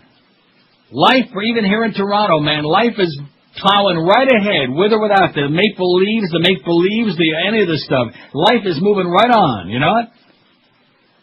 Anyway, here's from our friend Will. At least this makes, in this last hour, makes me feel like there's a hope, okay? Here's number 3. Isn't this number 3 now? It is. World According to Bush? Mm-hmm. Hey, we're building our intellectuals out there one person at a time. You don't have to be an intellectual to watch a documentary. People are always calling us, well, oh, did you see this on PBS? Well, you know, PBS is crap, especially now that the right-wingers have been put in charge of it. Mm. Have you ever seen a documentary on PBS as probing and as good as the one, this one? No. Not even close. They don't pull any punches, man. They got people on there telling the truth, and then they put the other side on there as well, not because it's going to be fair and balanced, but to show the other side for the liars that they are. Anyway, Will says, I watched the documentary. Thank you for putting it on your site. It seemed very familiar to Fahrenheit 9/11, namely preaching to the choir that already does not trust or appreciate the president. Paul O'Neill. And by the way that they're trying to discredit Joe Wilson now with the Valerie Plame business, you'll notice they did the same with everybody. Hans Blix, Scott Ritter, Paul O'Neill, Richard Clark, everybody that outed them for the bunch of lying bastards that they are, the lying bunch of murderers that they are. We have to discredit them. We have to find some way to smear them. This is worse than Nixon. This is Nixon times 100. By the way, you left out that war coward, Max Cleland. Oh, yeah, right. That's right. That paraplegic Max Cleland. That they smeared and schmeared. Right. Just and the other war, that other war hero, John Kerry. Right. Oh, well, all those medals, yeah, right. He was over there risking his life and saving lives while we had a bunch of draft dodgers, including your president and vice president. Anyway, he says the current situation reminds me of the Iran-Contra scandal in '86, not long after the landslide by the great communicator Ronnie Reagan. I would prefer a documentary that suggests actions for citizens. So in other words, Will is knocking it out. He would prefer a documentary that suggests actions for citizens interested in improving democracy in the U.S. You see, the interesting part of this is, Will, that it came out originally the first time back in October before the election. So if it would have aired in America, that would have been the key. Then America would have had a chance to do something about it, namely, vote these lying bastards out. That's a good one. If it would have aired. Yeah. Then he says, alternatively, the less serious approach to criticism like Jon Stewart and more in Bowling for Columbine and the Awful Truth. Since the president seems ensconced for 3.5 more years, what can we do but find some way to make a difference and laugh to keep from crying? It also says both Neil and George will enjoy the 2000 movie Crash is outstanding, not the old 1995 James Spader Holly Hunter movie. Crash, the new 2005 movie. Seen it? No. By the way, don't go see The War of the Worlds. Too late. Because Steven Spielberg needs mental help, and Tom Cruise is just out of control. He's cruising. He's not cruising. He's spinning. You fairy. Out of control. Tommy. Put it away, Tommy. People are starting to wonder what that is. 27 after 1 at 560 WQM. For years I've been telling you about my good friends at Dry Concepts, the best carpet cleaning company in the universe. But did you know that Dry Concepts can also save you hundreds, even thousands of dollars in other areas, too? Dry Concepts specialize in drapery cleaning, upholstery, leather furniture restoration, mattress cleaning, oriental cleaning, and repair pet odor treatments and water damage. Dry Concepts can also clean and restore your tile and grout quickly and efficiently. Dry Concepts' professional staff is always improving to serve you, their customers, with the most advanced cleaning systems under the sun. And during this month, during the month of July, it's Dry Concepts' Summer Sizzler Sale. Take advantage of fantastic savings on all the Dry Concept services, from carpet cleaning to tile and grout cleaning and everything else. It's the only place to call. I've been using them in my homes for over 20 years, and using them the first time, you'd never dream of calling anybody else. And don't forget, no rip-offs, no scams. They give you a written guaranteed price up front before they start the job. In Dade, Broward, and the Palm Beaches, call them toll-free, 1-800-248-5071. That's 1-800-248-5071. Or on the wicked web, log on to dryconcepts.com. When it comes to entertainment, we've got the biggest personality. Neil Rogers, Vintage 72. Sports Radio 5. QAM.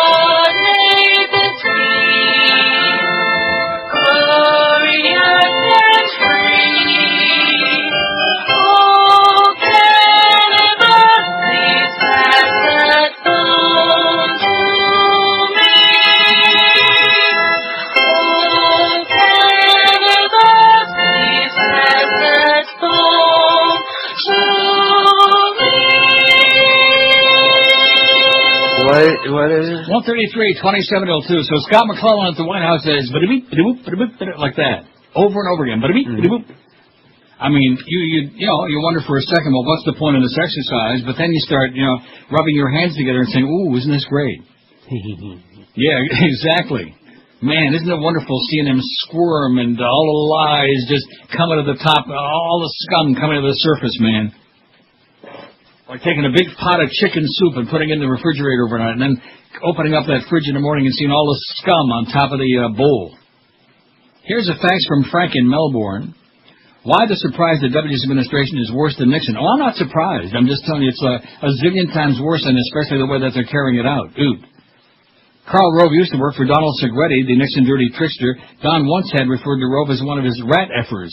Guess you can't teach an old Rove new tricks. Now, he's one of the most evil people in the world, Karl Rove. There's no question about that. Evil genius.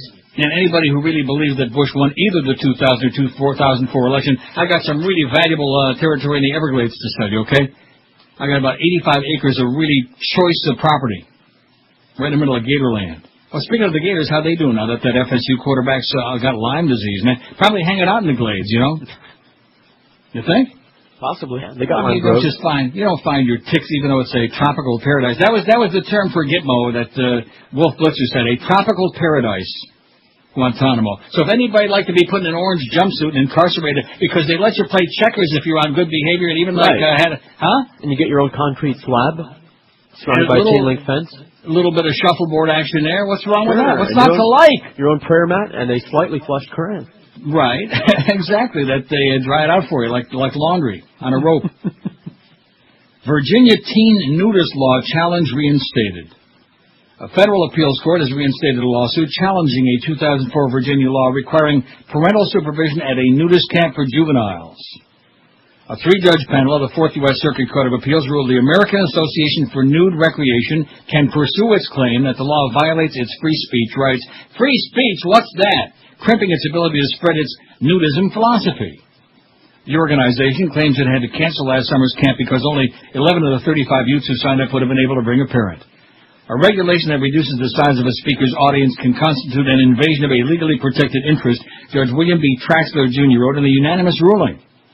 A lower court judge ruled last August the lawsuit was moot because organizers of the camp at Whitetail Park oh, I bet there was a lot of whitetail running around there, surrendered their permit after the state law took effect.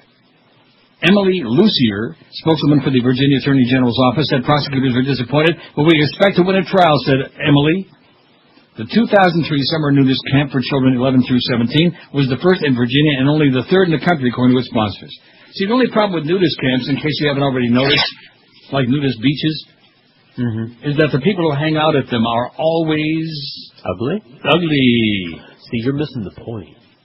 What's that? It's not for prurient interest. It's to be free and commune with nature. What I see. Pervert. No, I'm just saying, so that anybody who might have prurient, like all those desperados out there who are missing our beaded curtains so badly. I'm going to tell you something seriously. That, to me, was like a personal slap in the face. All of these 8 million years that we've been working our ass off, and you guys have been working real hard to find those pictures. And I look at these stats now, and enough to make me want to, like, just like that, like you just played, make me cry. Like, what are we wasting? Why do we even bother with this website? Except, of course, Josh would be crestfallen and broke if we just stopped doing it. Yeah. Stories are big. Yeah, if they ever get on there. Well, yeah. They'll be up there later today. Come on. Yeah. What is it? Yeah. So you got to take your laptop with you when you go spend the night at your friends' houses. Oh, is that what that was all about? I'm just making stuff up. Well, I think he's making stuff up, okay? Because at first it started out that there's Tropical Storm Emily, by the way. So if you enjoyed Dennis. That was a blast. I'll tell you one thing, boy. Wasn't that some luck? If that thing would have been, 100 miles to the east? Right. We got it pretty bad as it was, just with all the branches. That's what I hear. Haven't had a drop of rain here in 5 weeks. Maybe could ship some up here, okay? We got a drought, eh? Every day it's like 93, 95, 90, or whatever, 1 or 2. So we could use a little bit of that rain, a little bit of that moisture. So there's the, there's the... Friday. Beyond that, we'll have to wait and see what happens. It's really too early to tell to know exactly where Emily is going, but I would certainly be on alert if you live along the Gulf Coast or on the Atlantic Coast. We really need to keep... If you live along that ghost, man, it's already got winds of 50 miles an hour, and by the time it gets to Cuba again... See, God is really PO'd at Cuba. He is so pissed off at Fidel, you know? Godless bastard. You know why he's pissed off? Because Saddam is smoking them Cuban cigars. Did you read about that? No. We had that story on our website. You better start reading our website. Why should you be the one? Exactly. Florida Attorney General Charlie Crist. You fairy. Now, you think Florida's ready for a governor? Sure, why not? See, I don't know why he's running, because once the word really gets out about that, I think that all them yahoos in, like, upstate and the Panhandle and all over the state, and that's another reason that the Panhandle got hit. God is really, he's had it. He's had it with them, that Aintree crowd that drifted down to, like, Pensacola and that whole area up there, Tallahassee. He's PO'd at Governor Fat-Ass Jeb for all that carrying on with poor Mike, Shivo. Anyway, Charlie Crist reported his campaign for governor raised $3.8 million in the quarter ending June 30th. About 30, man. In what is already shaping up as easily the most expensive race in the history of the state of Florida. Crist benefited from a fundraiser hosted by billionaire developer Donald Trump in New York last month, as well as a May fundraiser in Tampa that netted $1.1 million. No figures were available Wednesday on the New York effort, Crist campaign officials said. It's last Wednesday. Boy, this is old. Sun Sentinel's just putting this out now. It's old. His primary rival in the Republican contest, Chief Financial Officer Tom Gallagher, reported last week he'd raised $3 million.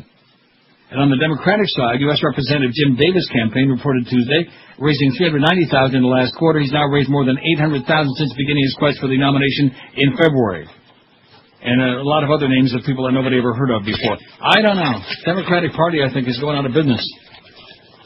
I think that the only... Huh? Going out of business. I think the only thing that's going to say the Democratic, it kind of reminds me of us and that ticket 790 thing, you know? It's not that we're doing so great, but it's that they're doing so bad. Kind of like a contest. Yeah, to see who can, like, reach total mediocrity first, total ineptitude first. And that thing with Jimmy Cefalo, man, that's enough to make me just lose it. When it comes to entertainment, it's Neil Rogers. Sports Radio 560, G-Radio. Beware of exploding balls. Pushes a shorty butt. Pushes a shorty butt. Pushes a shorty butt. Pushes a shorty butt. Jamie's just laid off some ventilators. He brought investigation to an end. They were getting too close to the towel-headed body down in Texas for a barbecue again. Pushes a shorty butt. Pushes a shorty butt. Pushes a shorty butt. Pushes a shorty butt. If they don't fix this corporate retard, 3,000 lives will never be avenged. Cause you brainwashed monkeys are so stupid, you'll put them back in office again. What the f***? Pushes a shorty butt. Pushes a shorty butt. Pushes a shorty butt. Pushes a shorty butt. Members of the ARP. Pushes a shorty butt. Pushes a shorty butt. Pushes a shorty butt. Pushes a shorty butt. 146-1402. Yes, Ken in Naples, we got your facts. Thank the Lord. Here's number, what is it, 4 already? Got 4. I not only watched the CBC documentary, but sent the links to friends because I couldn't depend on them to go to their website on their own, and have saved them for my teaching colleagues and classes. Pretty risky, though, he says, because I teach in Naples, Florida, highest per capita donations to the Republican Party. Nice going, Ken. Hang in there, and we'll pray for you. You'll need it. Speaking of that, wait till you hear this story. That the power of Christ compels you! The power of Christ compels you! Rome. To help priests combat a growing interest in Satanism, the power of Christ compels you! A Vatican-recognized university in Rome is offering a follow-up to a course on exorcism given earlier this year. The power of Christ compels you! Pontifical Academy Regina Apostolorum's new course, which starts in October, will explore biblical, theological, historical, and legal aspects of Satanism. The power of Christ compels you! Exorcist will give the last lesson in February. The power of Christ compels you! The university said fascination with Satanism is on the upswing, and priests need solid preparation for it. The power of Christ compels you! I was thinking most of the priests need preparation for their rectum. The university, run by conservative Legionnaires of Christ, said recent crimes related to Satanism show it's a problem that's often underestimated. The power of Christ compels you! When the first course began, Italy was gripped by the ritual satanic deaths of 3 people, including a 19-year-old, allegedly stabbed to death because her killers believed that she personified the Virgin Mary. The power of Christ compels you! 2 rock band members were later convicted of murder. Police have also discovered sites outside Rome where they say Satanists hold black masses. The power of Christ compels you! Remember that song? The power of Christ Those old black masses. Remember those? Oh, yeah. The power of Christ compels you! Oh! The power of Christ compels you! Oh, yeah. Courses in Satanism and exorcism. Now we're talking. Yeah. That's what we need at QAM, man. I heard Satanism was responsible for almost as many crimes as Catholic priests. Not quite, though. And not as expensive. 6 Mile, South Carolina. I know you're really fond of South Carolina. Not. Although Hilton Head Island. A recent fishing trip netted a new pet for a South Carolina family. Clarence Reed and 2 young family members were fishing at Hartwell Lake. This is off 6 Mile, South Carolina. Recently when they hooked a 50-pound flathead catfish. I saw it. You saw what? The catfish. Oh, they showed it on TV? I saw a picture. Instead of a trip to the skillet, the family decided to keep the prehistoric-looking fish in a huge decorative pond. You know, well, see, I'm so fond of my bratwurst, I probably shouldn't start a conversation about this, but catfish, of course, are bottom feeders, as we all know. That is correct. And we know what they eat on the bottom. And the same with pigs. Yeah. So those of us who are into bratwurst or pork chops or stuff like that, just don't think about it, okay? It'll make it taste a lot better. Shrimp and lobster, also. Now, we were catching little ones and the big one and nothing in between, Reed said. The fish now swims in exotic surroundings that include palm trees, almost as exotic and tropical as Guantanamo. But not quite. That include palm trees, a waterfall, and a swimming hole containing more than 2,100 gallons of water. Reed's wife, Deborah, said the fish is ugly, but it can stay. And, of course, we've seen the husband, too, so. As for its diet, Clarence Reed plans to feed the fish dog food. Dog food? Yes. Well, I guess if it'll eat that other stuff, it'll probably love dog food. He also has some concerns about how well it'll get along with other pets, dogs, cats, and a goat, that enjoy playing in the sand and plants surrounding the pond. I'm afraid if it gets too big, what might happen to the cats, Reed joked. 50 pounds. How big would that be? Pretty damn big, huh? Oh, about this big around here.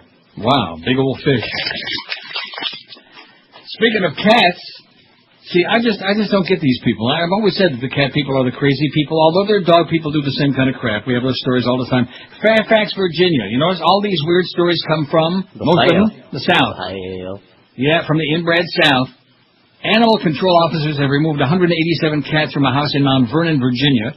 59 cats and 1 dog from a home in Falls Church, authorities said yesterday.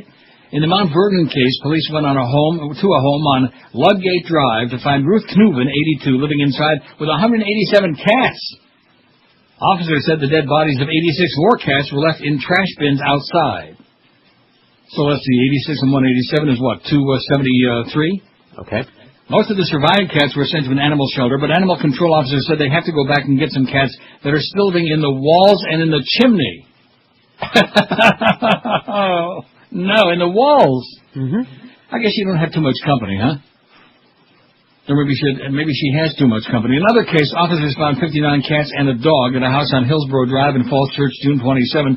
The bodies of 29 dead cats were also found on the property, where authorities said Jane Baldinger, 58, lived. Animal control officers took the surviving cats and dog into their custody.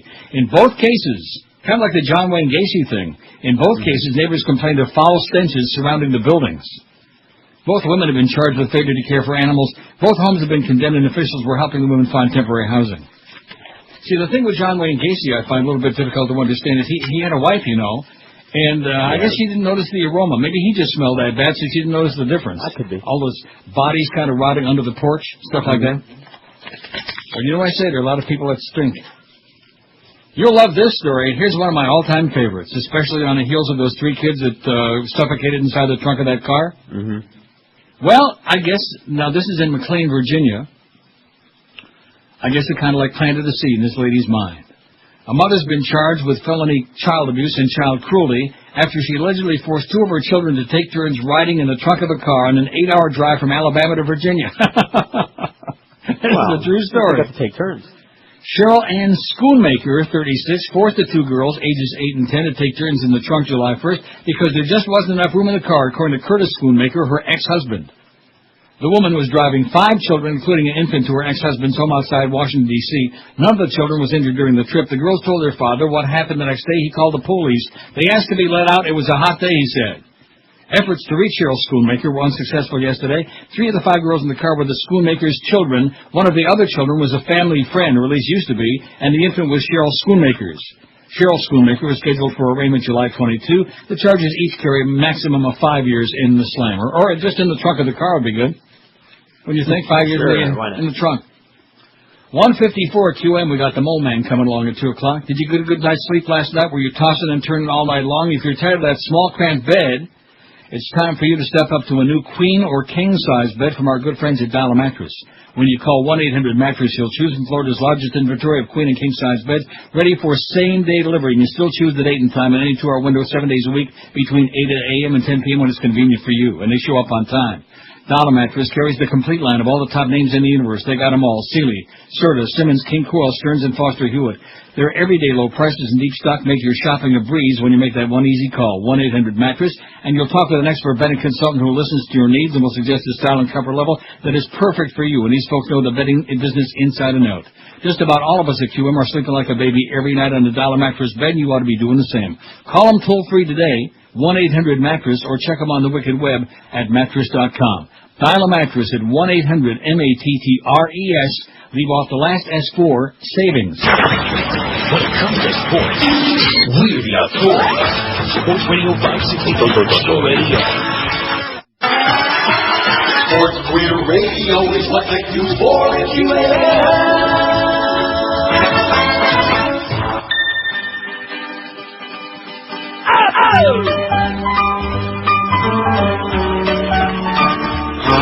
Don't like all the Harper. Every time I see that retarded dimwit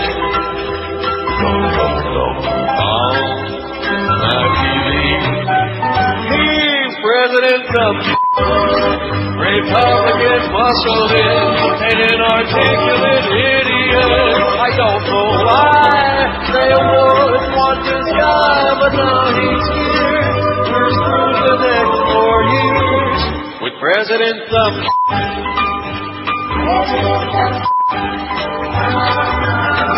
Oh, what I can do now vote once more and get who we all voted for.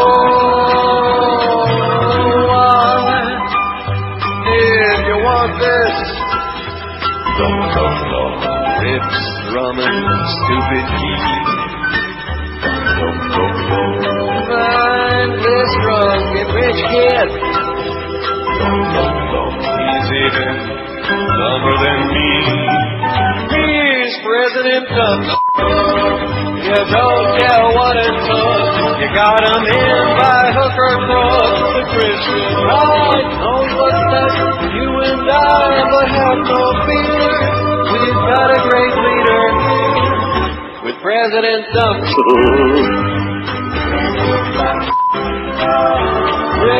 Don't forget, we're turning the corner, baby. We've only just begun. What media person do you think might be the Antichrist? We have 678 votes. We almost got to 700 if Josh would have pushed it a little bit, right? What is it? Rush Limbaugh, 280. Bill O'Reilly, 102. Sean Hannity, 75. Neil Rogers, 50 on the Antichrist. Make no mistake about it. Bob Novak, 47. Al Franken, 41. Michael Savage, 35. Ann Coulter, 13. Miss Drudge, 13. Wolf Blitzkrieg, 13. And Larry King, be having only 9. Bye! When it comes to entertainment, it's Neil Rogers Midday. Sports Radio 560, WQAM, Fort Lauderdale. Rock solid.